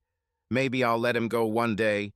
He's a good backup, but he just doesn't make enough money to support me the way I need to. Maybe I'll move on to something new soon. I have someone in mind with his own business that may be as obsessed with me as it is with Johnny." "You have a lot of guys who are obsessed with you, and I can't even get Kirk to call me back," Bonnie said. "I'll talk to you later, Beck. I'm going to call him again." Listening to poor Bonnie talk about how my best friend treated her made me feel worse. I blamed myself because Kirk was never interested in her. He just slept with her and used her to get information to help me get to Rebecca. I was also disgusted by the fact that Rebecca was not at all what I had imagined her to be. Kirk had been right about her all along. I felt like a fool. I had a woman at home who loved me so much that no bullshit from Kirk could affect her. She upset him and completely refused him. I was ready to give up years of history and a pearl of a woman for a bitch. Nature has always made the most dangerous plants the most beautiful. I looked for grass that was greener than mine, and I found it. The problem is that the grass is always greener above the septic tank. Grass was the most beautiful green in places where the ground was full of crap. Before throwing them away, I watched the next scene on the DVD. The detective was finally able to install a camera in one of the motel rooms Rebecca was using. It was like a really poorly made adult movie. Rebecca, who did not look as good naked as she did dressed, was like a pincushion. She simply had sex with everyone who approached her, moaning and asking for more. I started feeling nauseous as I watched. I called Kirk and told him to stop trying to get Irene to sleep with him. I told him that I owed it to him, but I decided to take his advice about Rebecca. "I'm glad you finally listened to me," he said. "She's just another bitch. She's not worth ruining your marriage. Now you and Irene just need to calm down and have fat little kids. Name the first one after me, and we're even." "Definitely, buddy," I said, hanging up. I never mentioned to him that I knew about his affair with Rebecca. I thought they deserved each other. Sarah, everything was going so well. Everything was too perfect. And now I've ruined everything by trying to move too fast. Part of the problem was that I had lied to Bill for so long. I loved him more every damn day. I would never betray him. Hell, after the way my ex treated me, I just couldn't do that to anyone else. And besides, my ex's betrayal greatly affected my consciousness. He was the one who convinced me that I was simply not beautiful enough. But Bill didn't think so, and that was enough. Bill always told me this, both with his words and the way he sneaks glances at me when he thought I wasn't noticing. And of course, by how excited he was when I pressed myself against him. And suddenly, I realized what I needed to do. I had gotten this far by lying, but I was on the verge of losing him. Perhaps one more lie could keep us together. I took a shower, and instead of putting on my usual thick pajamas, I put on the smallest panties I owned and a bra that clearly wouldn't hold my breasts in place. Then I went to bed, even though Bill was supposed to be sleeping in it that night. After a while, he entered the room. He avoided the area around the sofa. He probably thought I was sleeping there, as I should have been. He took off everything except his boxers and froze. In the dark, I could see him looking at the pile of blankets on the couch and shaking his head. He started to walk there, but then returned and lay down on the bed. "Sarah, what are you doing here?" he blurted out. "I'm trying to sleep, and I'm getting more and more angry with you," I answered sharply. "Look, I know I was wrong, but I couldn't help myself," he said. "Did you know it's my turn to sleep in the bed?" "Bill, why are you such an idiot?" I asked. "I thought you were my friend." "I'm your friend," he said. "That's why I was there and tried to dance with you, even though I hate dancing. And guess what? I knew what happened would happen." "Then why did you try?" I asked. "Because you wanted to dance," he said. "And I wanted you to be happy because I'm your friend." "Bill, do you know why this happened?" I asked him. "It happened because you are not a liar." "What?" he said. "This happened because we are adults. We're adults, Bill. We are healthy adults, and to be happy, both physically and mentally, we need to have sex." His mouth opened. "I don't think," he began. "Before you start talking, can I finish?" I asked him. He nodded his head and sat down on the edge of the bed. "Bill, I will never marry again," I said. "Once was enough. I'll never go through this again. But I have a problem. As I already told you, I am a grown woman, and I have needs. Being married means getting used to regular activity. It's not like being lonely when you go out and get rejected a lot. When you're single and looking for sex, it's called luck because it often doesn't happen. You dress up and come home with empty pockets, excited and in a bad mood because the guy turned out to be a loser. When you're married, you can have as much sex as you can handle, at least in the beginning. And even after things slow down, you still get it regularly. This is why many assholes consider divorced women to be easy to get. I don't know about you, Bill. It's December. We've known each other since July. That is, about 6 months have passed. If you haven't been seeing girls for money, I don't think you've been with anyone in the last 6 months. It's been over a year since my divorce," he said. "And it took me even longer," I said. "Besides self-gratification, no one has touched me since I got divorced. I don't know how much longer I can hold on like this. That's why I know you're really not my friend." "What are you talking about?" he asked. "I was pushing you to dance with one of those guys. Who knows what could have happened for you?" "That's what I'm talking about," I said. I pulled the blanket over my head as if the conversation was over. "I don't understand, Sarah," he said quietly. "Bill, these guys don't care," I said. "Instead of seeing it as just a healthy physical release, they would look at me as some kind of bitch. They would just want to use me and throw me away and then talk bad about me." He nodded. "I need someone who will take care of my needs, who won't judge me and won't get too emotionally involved. Someone who knows that I'm not looking for a boyfriend or another husband, but at the same time cares about me so as not to hurt me. It would just be sex without commitment, but without anger or rudeness. You know, I said, looking at him. Friends with benefits. I don't know, Sarah, he said. It just doesn't sound right. What if we ruin what we have? I don't think I'll like it. I could see from his face, even in the dark, that he was taking this conversation seriously. I was important to him, and that filled me with hope. At the same time, I felt very bad because I was still deceiving him. I hoped with all my heart that if we started having sex, we would move on to the next logical step. We can't ruin what we have, I lied. Because we're friends, we can always come back to this. If you meet someone you want to start a relationship with, I'll just back off. Will you do the same? I'm not sure I can, he said. Again, his words only increased my desire for him. I knew he would never have to back down because I would never want to be with anyone more than him. You are my only friend, he said.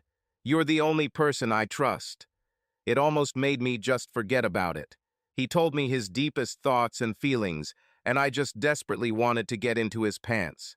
So, Bill, if this is true, then do you really want to see me go and get some loser because I'm so desperate to be hugged that I have no choice? He shook his head slowly. I'd hate to see you get hurt, Sarah, he said. I lifted the blanket, and he slowly crawled into bed with me. My body began to almost vibrate with desire, and I told him another lie. Bill, I want you to think about this. I don't want you to do anything you really don't want to do, but I think it would be good for both of us. It doesn't mean anything, and nothing will change between us. We will still remain friends. It's just sex. This is only physical liberation. No kissing or anything like that. If you want, we can think about it for a couple of days. If nothing happens before then, we won't talk about it. I'll just find someone else. But for this night, you could just hold me. We don't have to do anything, but I would like to be in someone's arms. Bill very slowly reached out and hugged me. The contact was amazing. I tucked my head under his chin and pressed my chest against his stomach. I felt him trying to unobtrusively move away, and I grabbed him and pulled him back. He was so warm, and I wanted him then more than anyone had ever wanted anything. The only thing separating us were two very thin layers of fabric. Sarah, he breathed. It seemed like he was in pain. I knew then that I was not alone. Passion overcame us, and we had sex. There were so many things I wanted to tell him. I wanted to tell him that I loved him so much that I couldn't stand it, but I knew that if I said it, it would be over and he would never talk to me again. So I kept my feelings inside. We just lay there, exhausted, with him on top, our bodies frantically trying to regain control. Then he did the stupidest thing he could do. He pressed his lips to mine, and we started having sex again. Sorry about the kiss, he said. Bill, just take me, I replied. Bill. After I told Kirk to stay away from Irina, everything turned upside down. I tried to stay away from the cafe where Rebecca was having lunch. I tried my best to block her from my thoughts. Just as sinners and drunkards are completely changed when they begin to believe in a religion or start a 12-step program. I started working on my marriage. When I came home every evening, I would help Irina with cooking or washing the dishes, and I would spend time talking to her or watching TV every evening. She was no longer the young, beautiful girl I had married, but I decided that at least part of it was my fault. I started making suggestions that she start running with me or that we join the gym together. It was a huge mistake. I looked at it from both sides. The first was that in my renewed love and appreciation for my wife, I wanted her to be the best version of herself. I wanted her to be healthier so she could live longer and we could enjoy our life together longer and better. It was also a way for us to spend more time together because that way, when I went out for a run or workout, she could come with me and walk or run or do her own workout. The second reason was purely selfish, but I wanted her to look a little better too. Irina was really attractive when we first met, but we were so young then. For 8 years, she simply stopped taking care of herself. She probably thought that since we were already together, she didn't need to wear makeup or play sports. But I really wanted the world to see how beautiful she could be and why I was attracted to her in the first place. Of course, Irina took this completely wrong. I didn't find out until later that she thought it meant I thought she was fat and ugly and I was encouraging her to lose weight because I found her unattractive. She began to move away from me precisely at the time when I was trying to bring us closer. Life is truly a strange thing. For weeks, I tried to distance myself or leave Irina. Now I tried to get closer to her, and she moved away. At the same time, I did my best to learn as much as I could about Rebecca and how she lived. Now she disgusted me, so naturally you know what happened. I should point out that at this stage Rebecca and I had never actually spoken to each other.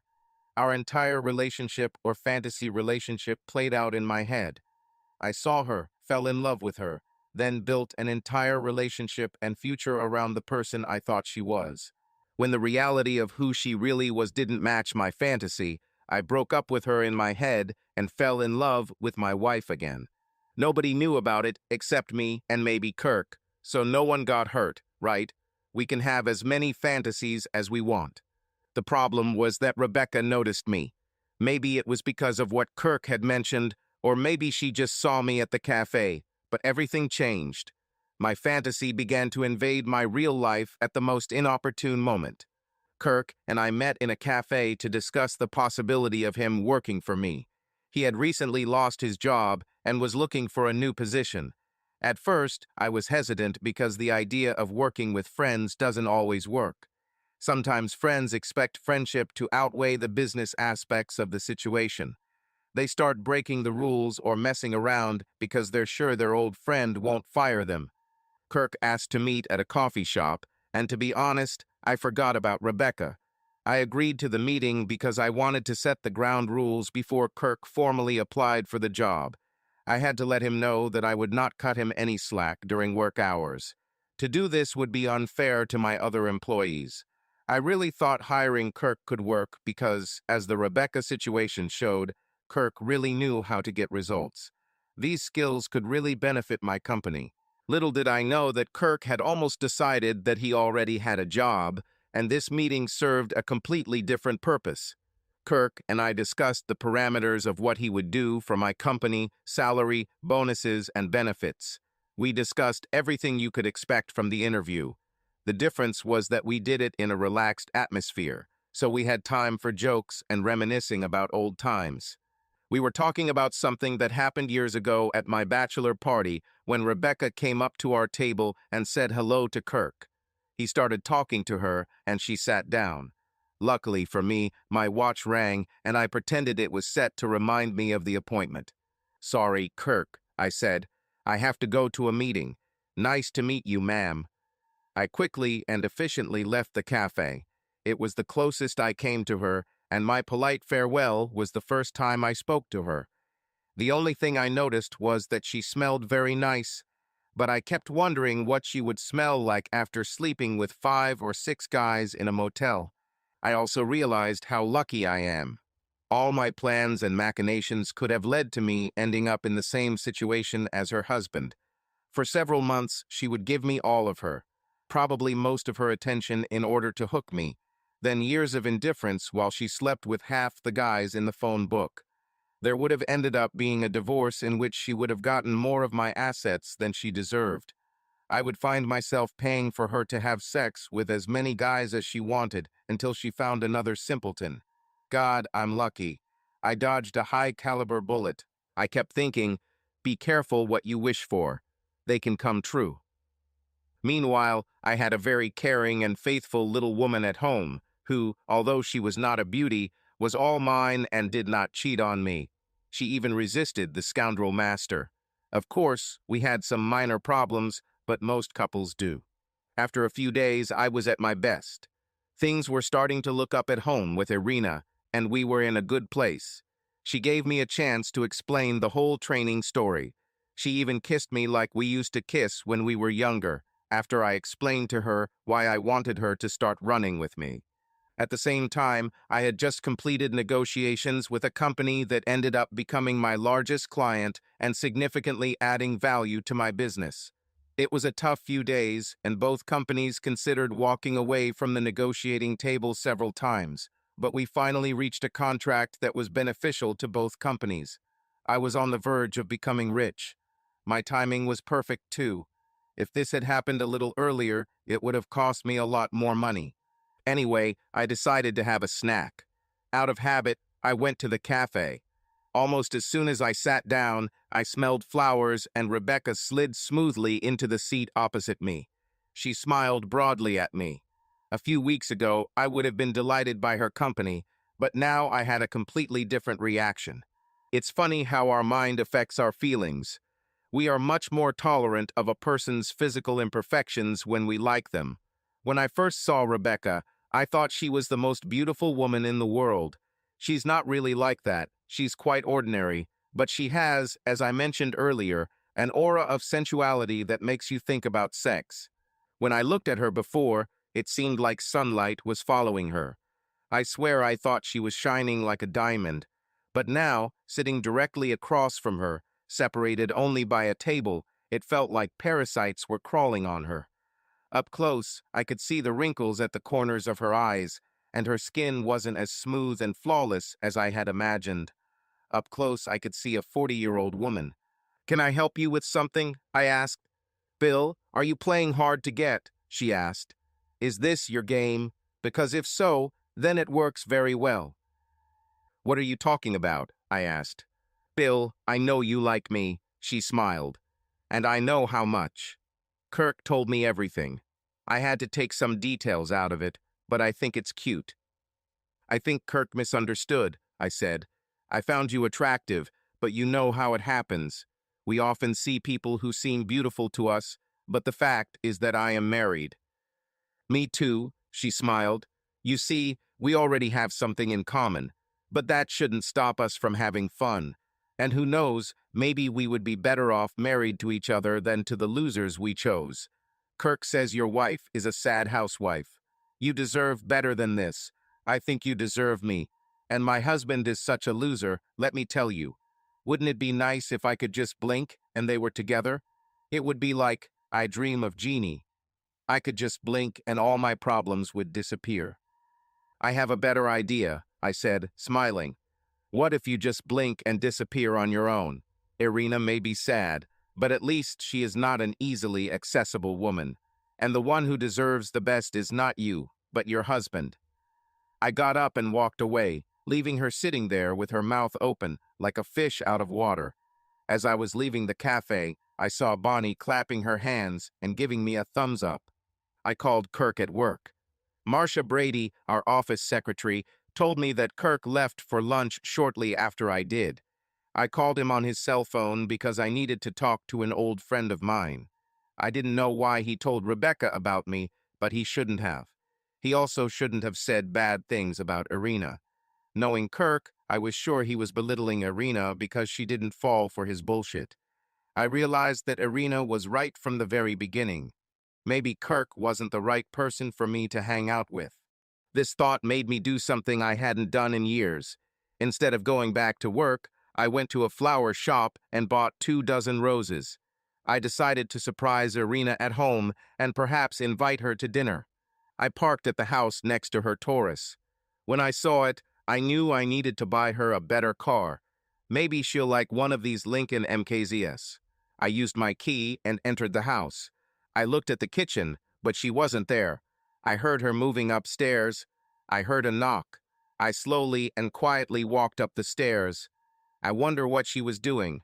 Maybe she started her own workout program without telling me. The knocking was rhythmic. The door to our bedroom was half open. I could see them before I got closer. Somehow my brain refused to perceive what was happening. "Kirk, stop it. I told you that I don't like it," Irina said. "I don't even know why I let you back. I told you the last time was supposed to be the last time." "Irina, just give it a few minutes, baby," Kirk said. "Trust me, you'll like it." As I stood there, I just passed out. All my inhibitions disappeared. I watched my best friend have sex with my wife. "You just don't turn me on, Kirk," she said. "Then why are you sleeping with him?" I asked calmly. I stood in the doorway feeling like the biggest fool on the planet. I was still holding the damn flowers in one hand, and my temperature and blood pressure were rising by the second. I understand now why so many men have heart attacks in these situations. Unfortunately for me, I was in excellent physical shape, although I was quickly losing it emotionally and mentally. Irina looked at me and began to try to push Kirk away from her. Kirk turned and his face went completely white. He froze like a deer in headlights. "Bill," he said. "This." "But you said—" "Bill, I'm so sorry," Irina screamed. That's when I lost control. I crossed the room and Kirk jumped off the bed and tried to back away from me.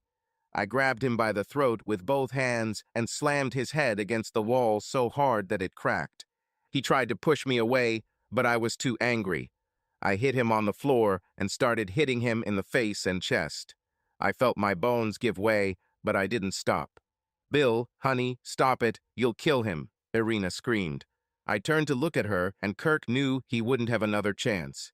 He pushed me away while I was looking at Irina and ran out of the house, still naked. It seemed to me that he grabbed some keys downstairs, but all his clothes were left in the room. His car wasn't parked in the driveway, so he had to run through the streets naked to get to it. I stood up and just looked at Irina. She huddled on the bed, trying to cover herself. "That makes sense," I said.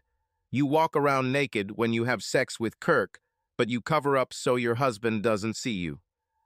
"Bill, I'm so sorry," she said again, crying. "Irina, you need to get dressed and go to one of your friends," I said. "I don't care where you go, just get out of my sight." "But honey, we need to calm down and talk about this," she said. "We've made a lot of mistakes over the last few years, but we're in a good place now. We were just starting to get close again. We can't let this set us back." I wondered what planet she came from. "Oh, you brought me flowers," she said. "Irina, this won't set us back," I said. "You had sex with another man in my damn house. This is the end of us." Her face changed.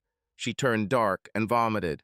When she finished vomiting the contents of her stomach, she looked at me through her tears and simply said, "No, Bill, you can't say that." "Irina, I can't control myself now," I said. "I'm going back to work. When I get home, I wish you weren't here. All your credit cards will work. You can take your car. Find yourself a lawyer today. I don't want to talk to you at all. Have your lawyer contact me. I'll give him my lawyer's contact information. I'm going to be as fair as I can, but I don't want to see you anymore." She jumped out of bed and ran towards me. I turned and started to leave.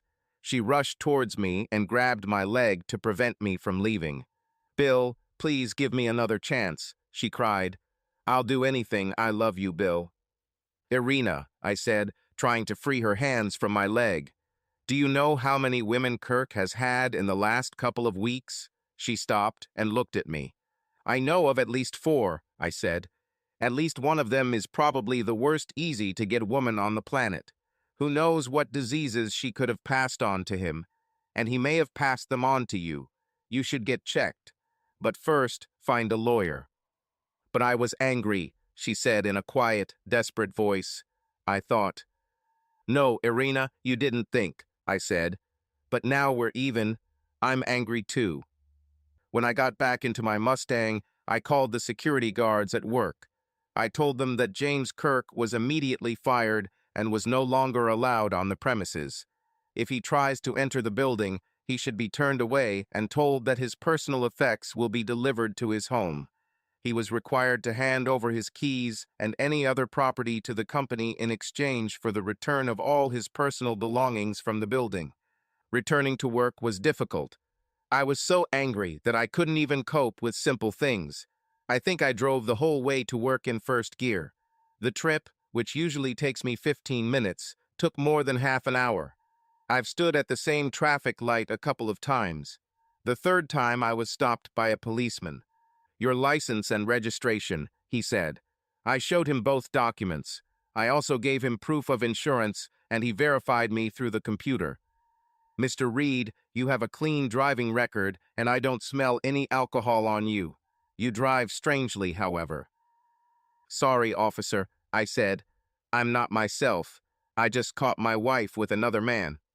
He closed his book of fines and told me to drive more carefully. He didn't say anything else, but I could tell he was embarrassed. It also seemed to me that he himself went through this. It's really strange that as people, as human beings, the sexes react differently to pain and problems. If I were a woman telling another woman what just happened, the other woman would comfort me and hug me to make me feel better. We would sympathize with each other and agree that all men are bastards. But when a man tells another man about something like this, both men feel awkward to the point that it just hurts to be around each other. Both feel worse after this. In the cop's case, I think he was more concerned about not reliving the feelings he had when it happened to him. Even if it's a man who hasn't been through it, they stay as far away from you as possible. It's like they think it's contagious and they don't want to get infected. Sarah. Sex with Bill that first night was the most incredible thing that had ever happened to me. It was worth the wait. I don't know how he felt, but in my eyes we weren't just having wild sex, we were making love. Once we started, all our rules went out the window except one. While we were doing this, the whole "it's just a physical release" idea didn't apply. The no kissing rule was thrown out. If I thought I loved him before, then after we finished, I was ready to throw myself in front of the tank for his sake. We continued until neither of us could move. I was exhausted and sweaty, and he didn't care. He held me in his arms all night while we slept. I was sure it was a dream. The next morning, I woke up to Bill trying to get between my legs. Bill, didn't you have enough last night?" I asked. "Apparently not," he said sleepily. "Sorry," he added. "So what are you waiting for?" I asked. "Remember, we have to take care of each other's needs. Last night, I really needed you. This morning, you need me. Come and get it." We did it, but in a completely different way. It was slow and very gentle. No one has ever treated me with such love. "Bill, you're lucky I'm on birth control," I told him. "Otherwise, we would have to renegotiate this whole arrangement." The rest of the trip was different, but not surprising. If you take away the lack of sex from our previous relationship, it was already almost perfect. We still spent almost every minute together. We weren't more demonstrative than before, but this was different. I often wanted him to hold my hand like other couples did. And God, how sometimes I wanted him to kiss me more than I wanted to breathe. On the other hand, when other men approached me, I could see the anger in Bill's eyes, although he still pretended to not care. And Bill isn't as good an actor as he thinks he is. Over the past few years, several men have sworn that Bill is schizophrenic. They think this because the moment he declares that we are just friends, and they are completely free to dance with me, or ask me out, or on a date, he looks at them like he would kill them in their sleep if they did. Will do. So I give them my phone number, but when they call I explain how things really are, and that I'm not interested in anyone but him. I then tell him that they never called me, and that I'm not interested in dating at all. The funny thing is that this is actually true. I don't need to date someone because I already have the man I want. I made a mistake once. I told Bill that the guy we were talking about just wanted sex. I thought he would think I was right to refuse him. He shocked me by asking, "Well, don't we do the same thing?" he asked. "We just have sex to relieve tension and meet our physical needs." "But we're used to each other," I said. "And since we haven't been with anyone but each other for a long time, we don't have to worry about getting sick. I think that if one of us has sex with another person, we should tell the other so that each of us is aware of the increased risk." "It's a good idea," he said. "This has been going on for many years. Bill and I have been together for almost 6 years. In some states, we might be considered married. I spend more time at Bill's than at my apartment. I have access to all his accounts, and I even remodeled his house. I love being with him even more than in the beginning. There are some wonderful benefits to being single. We should try harder to please each other because each of us could easily find someone else. And unlike many married couples, our sex hasn't slowed down. Since we are only friends, we cannot take each other for granted.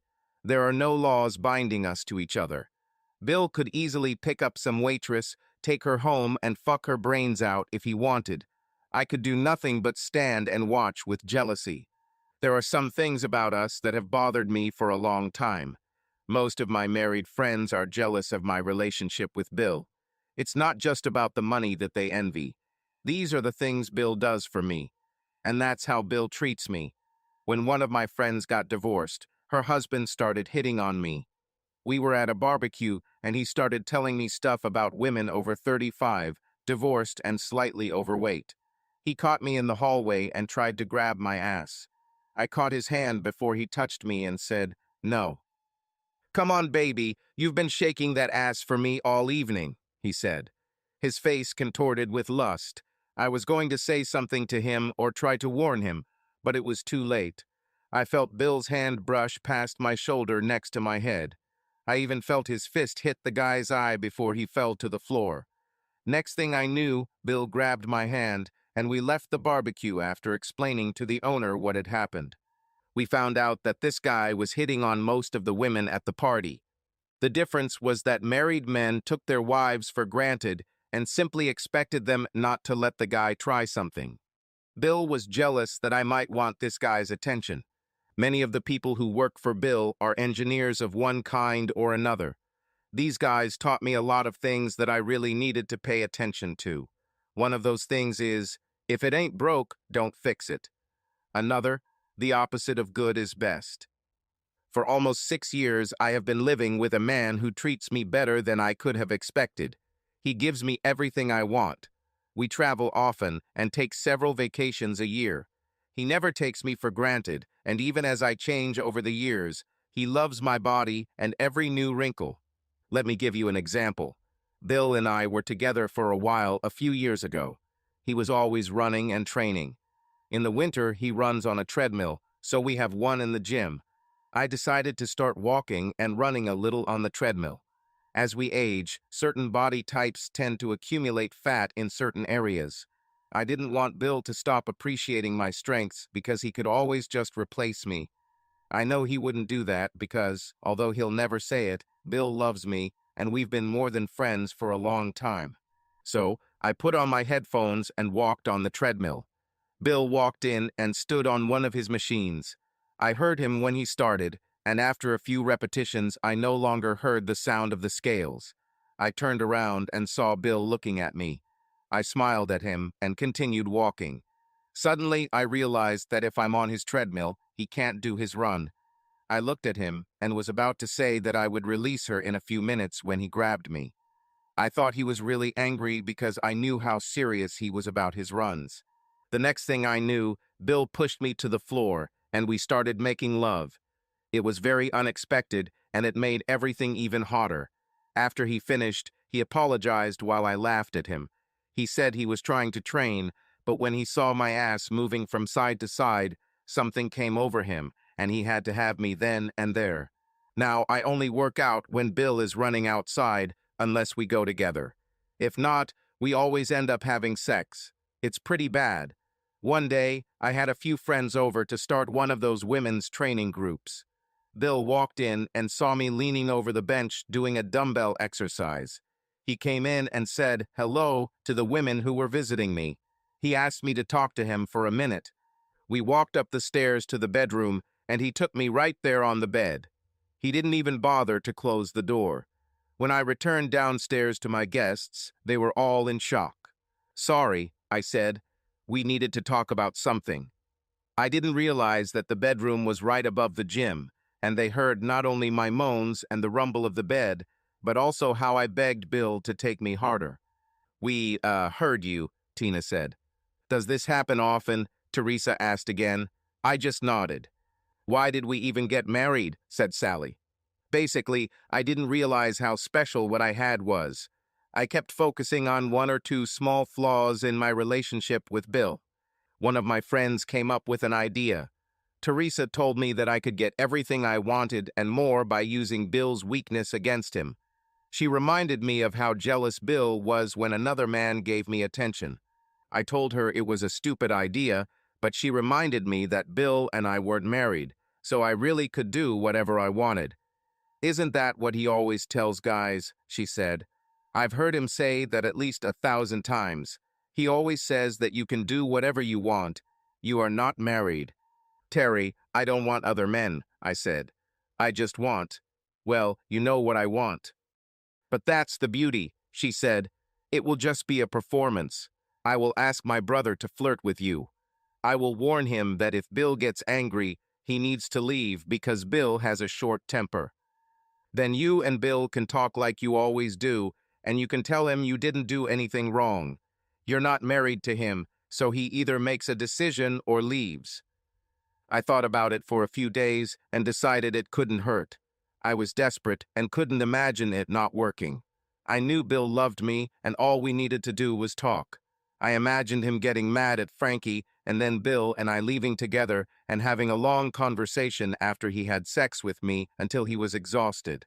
Bill and I often had both sex after arguments and sex because of jealousy. Of the two, I think I enjoy sex more because of jealousy.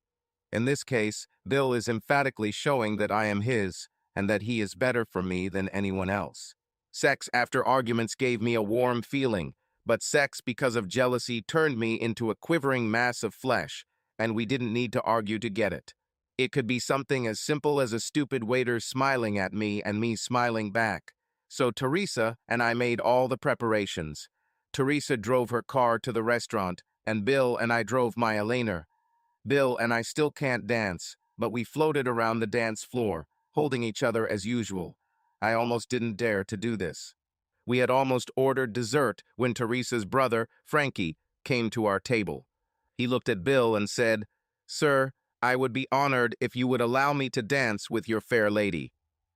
Bill looked at Frankie, who was a few years younger than us, and said, "She can do whatever she wants. We are not married."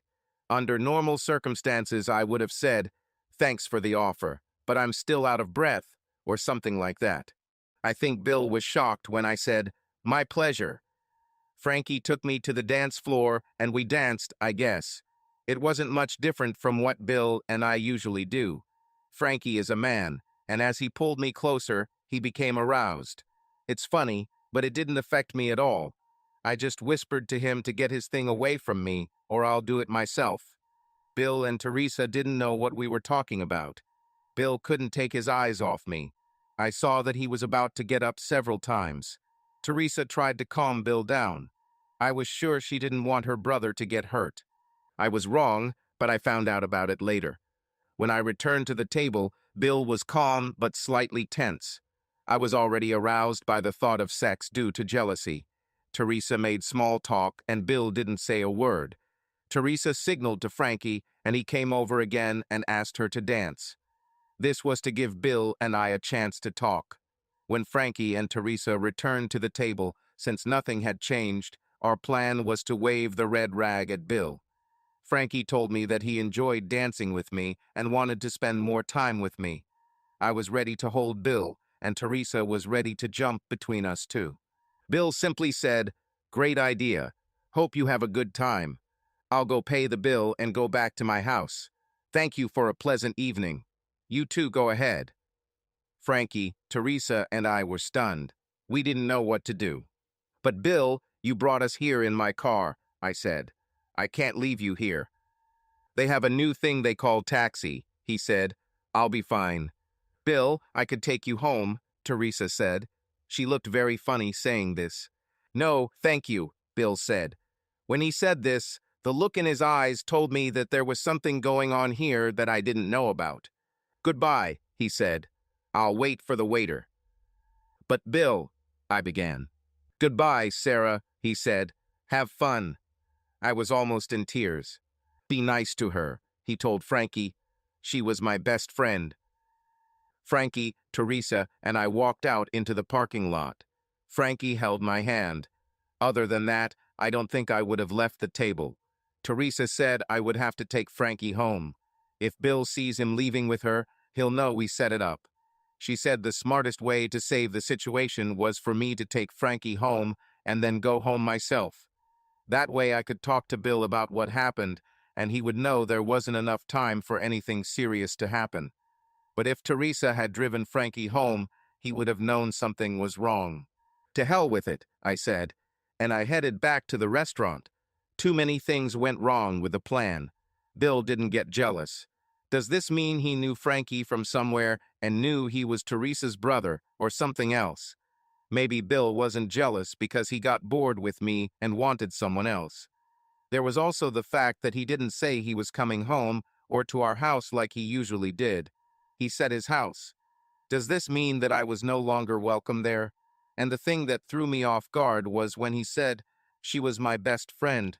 He said, was.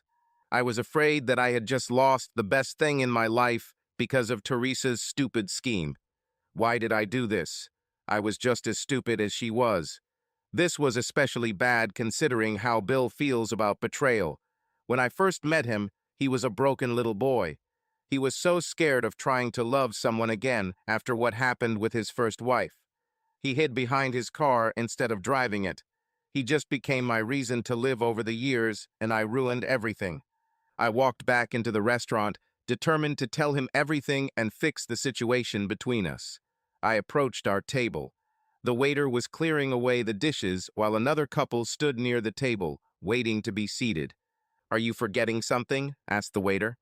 "Where is the man I was sitting here with?" I asked, almost in tears. "He paid the bill and left," the waiter said. "I was standing outside. He didn't pass me by," I said. "He left through the other door," the waiter said sarcastically. He pointed to the door that was directly opposite the one I entered through. I walked out that door, and when the doorman opened it for me, I asked him about the man who had just come out. I asked which taxi he got into. "He didn't get into the taxi," the doorman said. "He took off his jacket, rolled up his sleeves, and just ran. He didn't run down the road. It was very cool. He had GPS software on his iPhone, entered the address, and just ran across the field. I don't think a car can drive on this kind of terrain. It's too rough." I started crying. I couldn't stop. Frankie and Teresa came up to me. Teresa suggested we go to our house and wait for Bill to try to explain while I took Frankie home. "Nice car," Frankie said. "What is it, Mustang?" I didn't have the patience to talk to him. "Everything will be fine," he said. He patted my thigh to calm me down. A few minutes later, his hand was still there. I was too upset and didn't even want to talk to him, so I ignored him. I kept trying to figure out where we went wrong. Why did Bill react the way he did? Did he really not want me anymore? The next thing I noticed, Frankie's hand was already under my skirt. I slammed on the brakes and told him to get out of my car. "Sorry," he said. "I was just trying to make you feel better. That guy you were with doesn't want you anymore, so I wanted you to feel like someone else wants you." "What makes you think I want this?" I asked. "Teresa always told me about you and your boyfriend, how you have sex all the time. She says you must be a nymphomaniac." "Frankie, I'm not a nymphomaniac," I said calmly. "I'm just in love. There's only one guy who makes me react this way, and we just scared him away." "How should I get home?" asked Frankie. "They have a new thing called taxi," I said. "Bill, it's been 2 days since I caught Irene and Kirk together, and the pain still hasn't subsided. I had recovered from the initial shock and was functioning again, but I had no idea how to put my life back together. My lawyer and my tax advisor got together and told me I needed to get this settled as quickly as possible. Over the next 90 days, contracts with my new client will be completed and the value of my company will skyrocket. Now my small company was worth less than $1 million. Very soon it will cost at least 10 times more. They both said it was in my best interest to work things out with Irene quickly. She called me almost every hour, begging to meet. I called her and asked her to come in the evening. That afternoon, I went to Kirk's apartment to return his things. He invited me in. His ribs were bandaged and his face covered in bandages. Both eyes were blackened and his nose was broken. "Sorry, Bill," he mumbled. "I guess I just don't take well to being told no." "When did it start?" I asked. "What did you say to make my faithful wife one of your bitches?" "It didn't start," he said. "I didn't do anything. She rejected me every damn time. And then she called me out of the blue. I realized she was really mad at you, Bill. That made it worse for me. I pulled all my best moves and got nothing from her. You told me to leave her alone, and I just wrote her off as being immune to my charm. And then she called me and complained about you all the time. I got her drunk and slept with her. She just lay there like a stone, telling me that I didn't know what I was doing and that I was terrible. She said that I was worse than a teenager having his first experience and that I should stop. Bill, I've slept with hundreds of women and never wondered if they liked it. I always thought I was good in bed. And here is this ordinary, boring woman telling me that I'm no good. And what's worse, she says that you, who've probably been with 3 women in your life, are better than me, Bill. So I started stalking her, begging for a second chance. I told her I'd make her beg for sex. She just laughed at me. So I had to use force. I told her I'll tell you about our sex. She said, I can do this one more time, but it will be the last time. When you left for lunch that day, I knew that Rebecca was coming for you, so I decided that this was the best time for me. I know it was stupid and wrong, but we all have our weaknesses.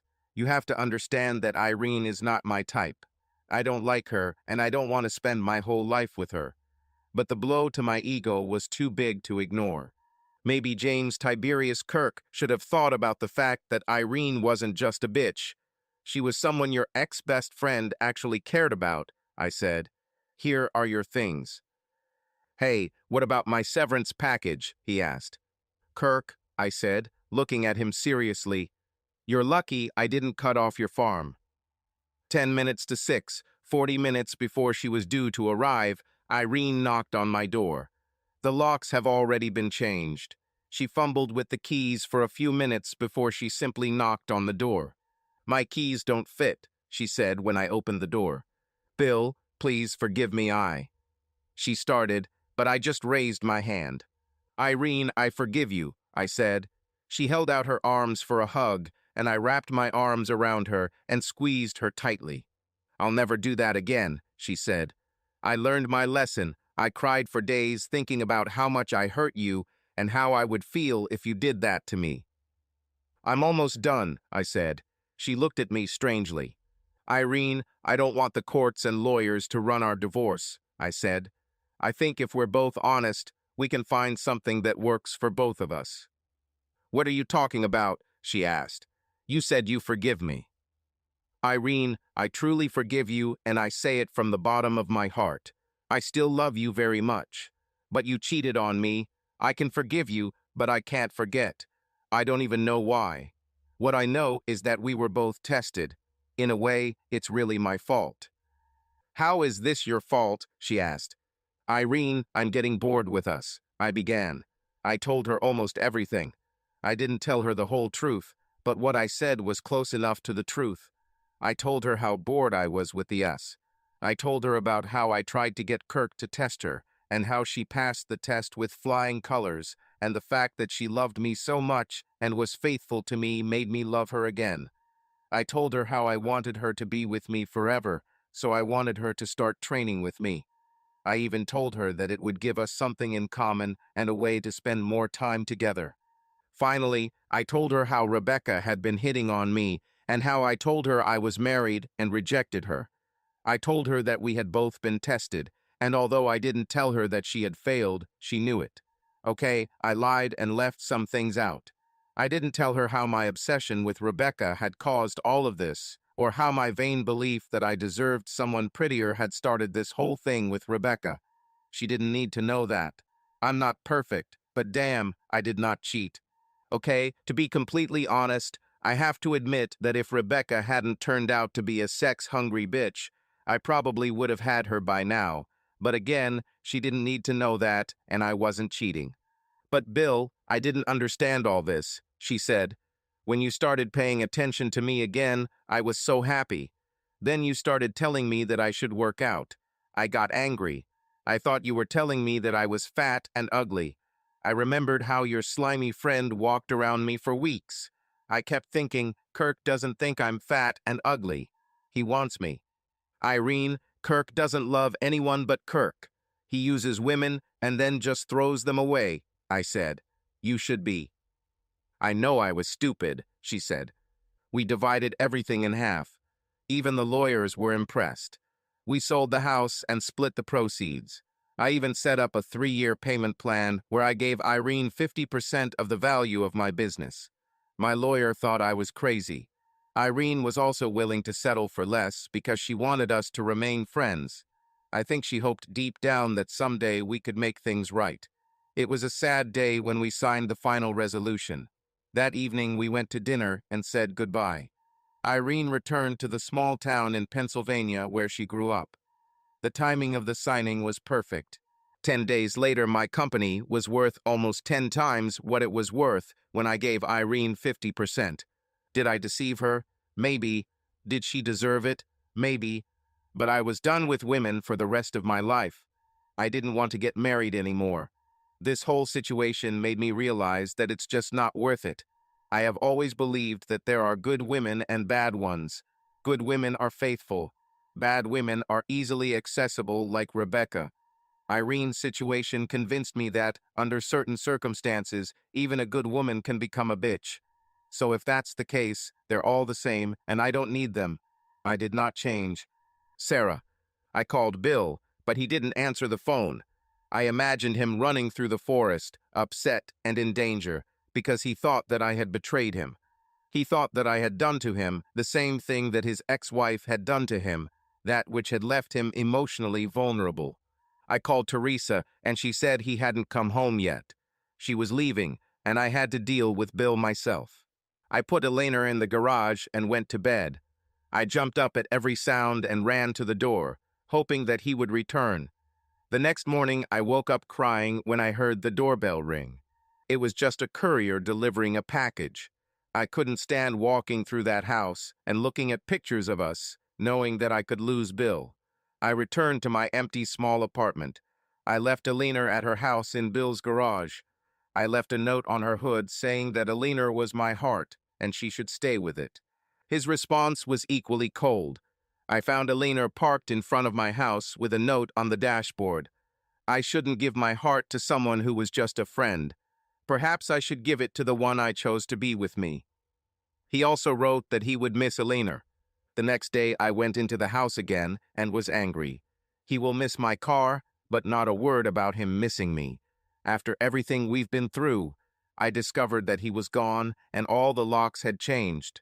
Strangely, his message became even clearer. I could no longer enter the garage where he kept his cars, but I could still open the door where we kept Elena. That told me everything. Elena will always be welcome, but I will not. I spent 3 days crying in my apartment until Teresa showed up. After Teresa left, I realized that I was wasting my time crying. I love Bill too much to just give up. I have never cheated on him, despite what he thinks. If he doesn't want me in his life, he should tell me so himself. If he tells me that, if he can look me in the eyes and tell me he doesn't want me in his life after I explain myself, then I'll leave him alone. For a day. Then he would have to repeat it the next day, and the next, and again the next. I will never give up. I got up and washed my face. I didn't want to look terrible with smudged makeup. When I looked at myself in the mirror, I thought, I look like an ordinary woman. I have really good hair, but I'm no Jennifer Love Hewitt, and I just can't understand what Bill loves so much about my body. But he loves me, I'm sure of it. Or at least he did before I started all this. They say that hindsight is easy to judge, and now that everything is screwed up, I see many ways I could have achieved my goals better. I guess I should have just told Bill what I wanted and always wanted. Maybe if I was honest, I should have told him that I had been lying to him all these years. I could tell him that our entire wonderful relationship was built on a lie, because despite everything I told him, I never wanted to be his friend. From the day I met him on the dream cruise, I have always loved him. I just hid behind friendship because I knew that otherwise I would lose him. No, there is such a thing as too much honesty. The truth sets you free. The problem is that I don't want to be free. I want to be involved with Bill for the rest of our lives, so screw the truth. The truth is to be used as needed, and Bill doesn't need to know that. I'm not religious, so I didn't get down on my knees and pray, but I made a quiet wish for the one watching over us all to give me another chance. I'm too old and have too big an ass to even think about wearing a short skirt, but I can steal the show in a long, tight skirt.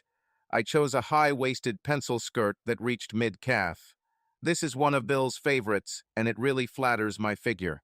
The high waist also tightens my stomach and makes my breasts appear even larger. I was about to leave when the phone rang. I thought about ignoring him. It must be my nosy brother or Teresa again. I picked up the phone and said, "Hello." The tone of my voice made it clear that I was not in the mood for idle chatter. "Bill." Bobby took another long sip of his beer. He then placed the jar next to the first one. He looked at me. "Do you want another one?" I asked.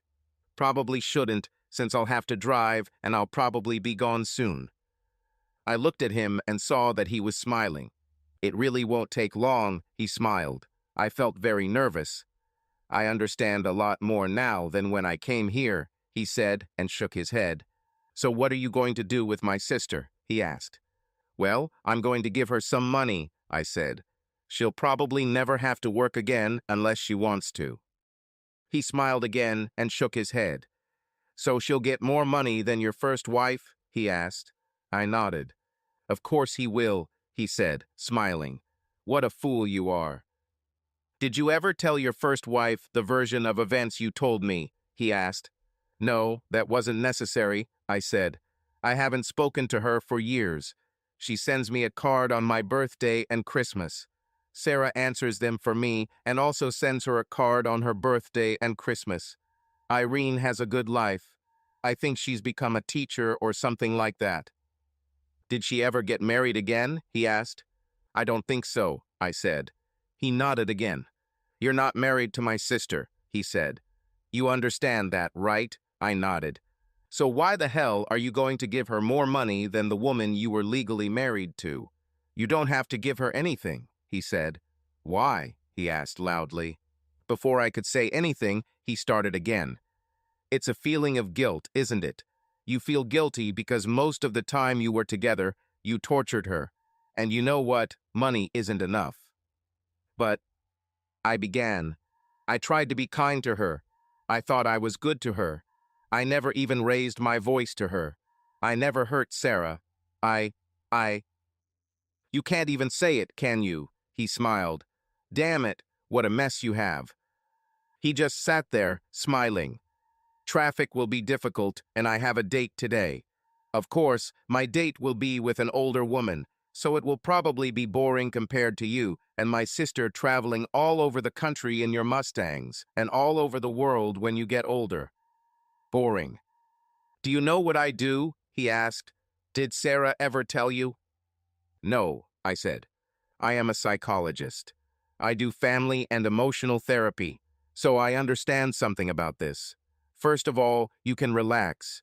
I know you never tried to hurt my sister. I also know that you would probably bite your hand off before you hit it. But realistically, you still tormented her." My mouth fell open. "Why are you going to give her a ton of money to get rid of her? Because you're old-fashioned and stupid and think she cheated on you and can't handle it.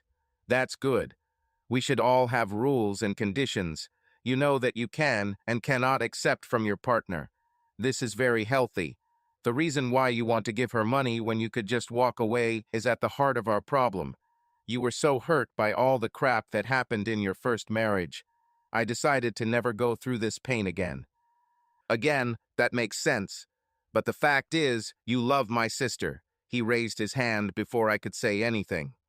"You love her so much that even if you can't be with her, you want her to be provided for and get what she wants in life. You don't have to say anything, but I'm not wrong, am I?" I just looked at the floor, and he started nodding his head. "I knew it," he said. "Damn, everyone knows it." "And that's the problem," he said. "Because Sarah loves you as much as you love her. All this friendship crap is tearing her apart. You've been torturing her so much. This woman wants to tell you she loves you so bad it's killing her. She wants to go with you down the street and hold your hand. She wants to scream about it when you, well, you know. And not being able to do that out of fear that you'll tear everything apart hurts her. More than anything, I think she wants you to be hers and she to be yours. It's a simple little thing that even teenagers understand. But why? Is that the reason you two couldn't figure it out? Have you ever slept with anyone since you and Sarah have been together?" "No," I said. "And before that night when you gave her permission, She didn't sleep with anyone either, right? He asked. That's right, I said. So even if you're just friends and you gave her permission to leave with that guy from the restaurant, you didn't like it, right? I hated it, I said. The tone of my voice and the expression on my face showed him how much. Why? He asked. I couldn't say anything. I knew what I wanted to say, but the words just wouldn't come out. You'll have to work on that, he chuckled. It was just so cheesy, I said. I was hurt, I was jealous, and it was like they planned it. What do you mean? He asked. While Sarah was with that guy, her friend was trying to get me to take her home. She kept saying things like, while Sarah is busy, you should have some fun too. It was like she was trying to arrange some kind of exchange. And I'm sure she knew the guy too. The only reason I didn't kick his ass was because it just seemed like the three of them were playing with me. I don't trust many people, but I always trusted Sarah. I mean, if she got tired of me and wanted someone else, all she had to do was say. We always knew that the day might come when one or both of us wanted to settle down with someone that. So you're saying Teresa was hitting on you? He asked. Yes, I said. But I think she only did it so Sarah wouldn't feel guilty about leaving me for a new guy. And her new boyfriend is already engaged to another woman. Or was. What do you mean, was? He asked. Well, I hired a private investigator to find out about him. I couldn't just let Sarah end up with some jerk. If he turned out to be normal, I could just look at it as the best man winning. But he's a scumbag. I mean, what kind of person goes off to have sex with a woman when he's already engaged to someone else? When I looked at Bobby, his eyes went wide. He was surprised. Bill, I don't think Sarah knew that Teresa was hitting on you. You're right, that whole night was a setup. Sarah told me about it, and I told her how stupid it was. But it wasn't. How do you think? Whereas, I asked, I was starting to get a little angry. Bill, Sarah wanted you to admit how much you love her. Like I said, this friendship crap is tearing her apart. She and Teresa made Teresa's brother, Frankie, hit on Sarah at a restaurant. They thought you'd be jealous, as always, and Sarah will be able to tell you that if you're just friends, there shouldn't be a problem with her dancing or leaving with him. It shouldn't have mattered. So you had to admit that you were more than friends. She had no intention of leaving Frankie.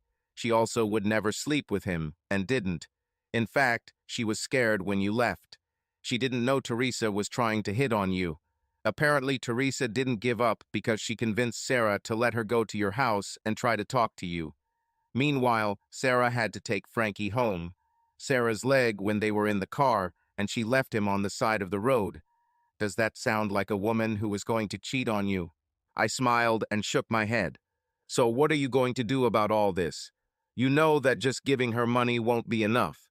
She'll be miserable for the rest of her life without you. I picked up my phone and clicked on Sarah's photo in my call log. Hello, she said angrily.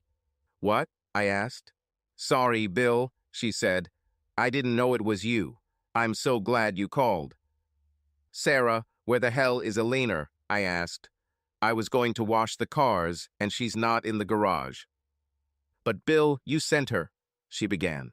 Sarah, no excuses, I said sharply. Get ready to go home now. We need to discuss something. We need to go shopping. Bill, we went shopping the other day. You couldn't eat all the food in the house in 3 days by yourself. Did you have a party? Who did you invite? Not for food, Sarah, I said. We need to buy something else, so are you coming home or not? Bill, I'll be with you in 10 minutes, she said happily. Where will you be? I asked sharply. At your house, she said.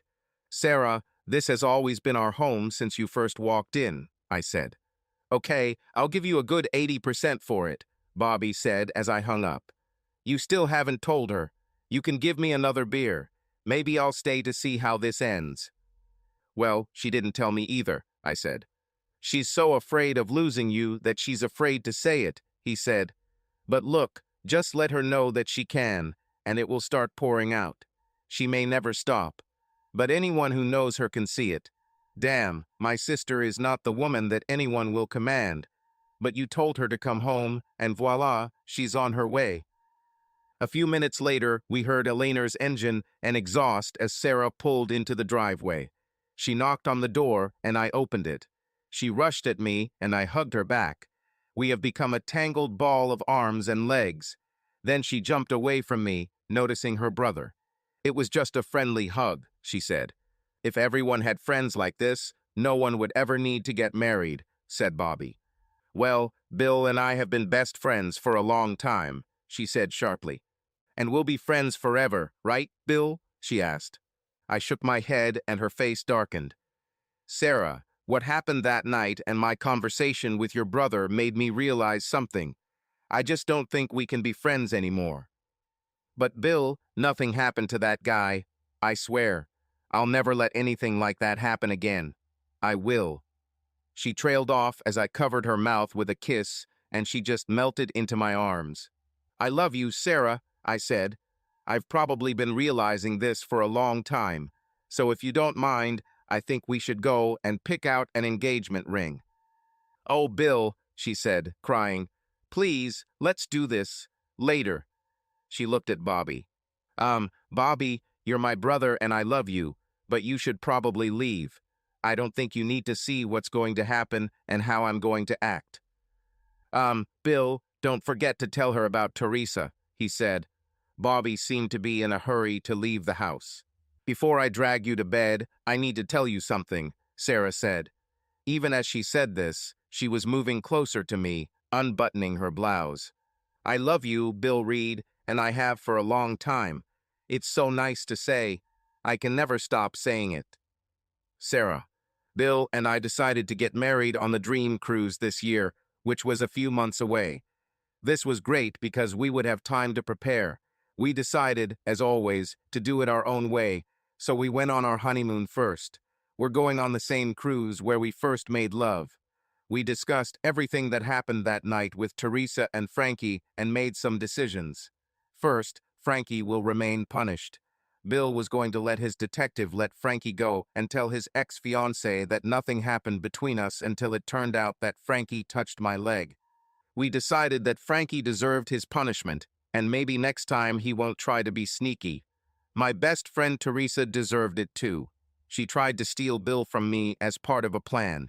It turned out that Teresa had seen Bill and me together too many times and wanted to try her hand at him. It was a risk, but she thought she had nothing to lose. She even told a few of our mutual friends that since she was thinner than me, she might have a chance with him. On the way to the airport, I called her and told her I wanted to talk to her about the situation with Frankie. I thought that this way she would not be on her guard. Bill drove up to her house. We went in a Jeep because there was no way we would leave one of our Mustangs at the airport. They sat comfortably in their garages. Be quick, honey. We don't have much time, he said as I got out of the Jeep. I love it when he calls me darling. I walked around to the driver's side and motioned for him to roll down the window. I leaned over and kissed him. His breath was minty and fresh. Where is it? I asked him. He looked at me in confusion. Peppermint candy, I said. Where is she? In the mouth, he laughed. I hugged his neck and kissed him again. This time I searched his mouth with my tongue until I found his lollipop. We share everything, I said. I wanted half of this candy. I love you, Bill. I love you too, he said, smiling. My face became serious and I walked towards Teresa's door. Before I could knock, she opened the door. So it worked, huh? She said nervously. I told you. You had him wrapped around your little finger. I think Big Bad Bill is Sweet Willie now. Stick with me, Sarah, and you'll have everything you want. I didn't say anything. I just swung my hand and hit her in the face as hard as I could. The blow knocked her off her feet. I can't imagine how men do this. My hand hurt as much as her face must have. She sat down on the floor. Bitch, I spat. I already have everything I want, and you tried to take it away. I returned to the Jeep and sat inside. I hugged Bill again, and we headed to the airport. I looked out the window and smiled at everything I saw. Some of you may be wondering if I told Bill the complete truth about my interest in him, and that I wanted him from the very beginning. I know a lot of you idiots really believe that honesty is the best policy and all that. Bill also never told his first wife the whole truth about their separation. As I said before, the truth should be used as needed, and Bill doesn't need to know that. The only thing he needs to know is that I love him and always will. Subscribe to our channel so that your love doesn't cheat on you, and go ahead and listen to the next story, because this story is nothing compared to the next one. If you're under 18, don't even think. Click to the next one. Click to the next one. Click to the next one. Click to the next one. Click to the next one. Click to the next one.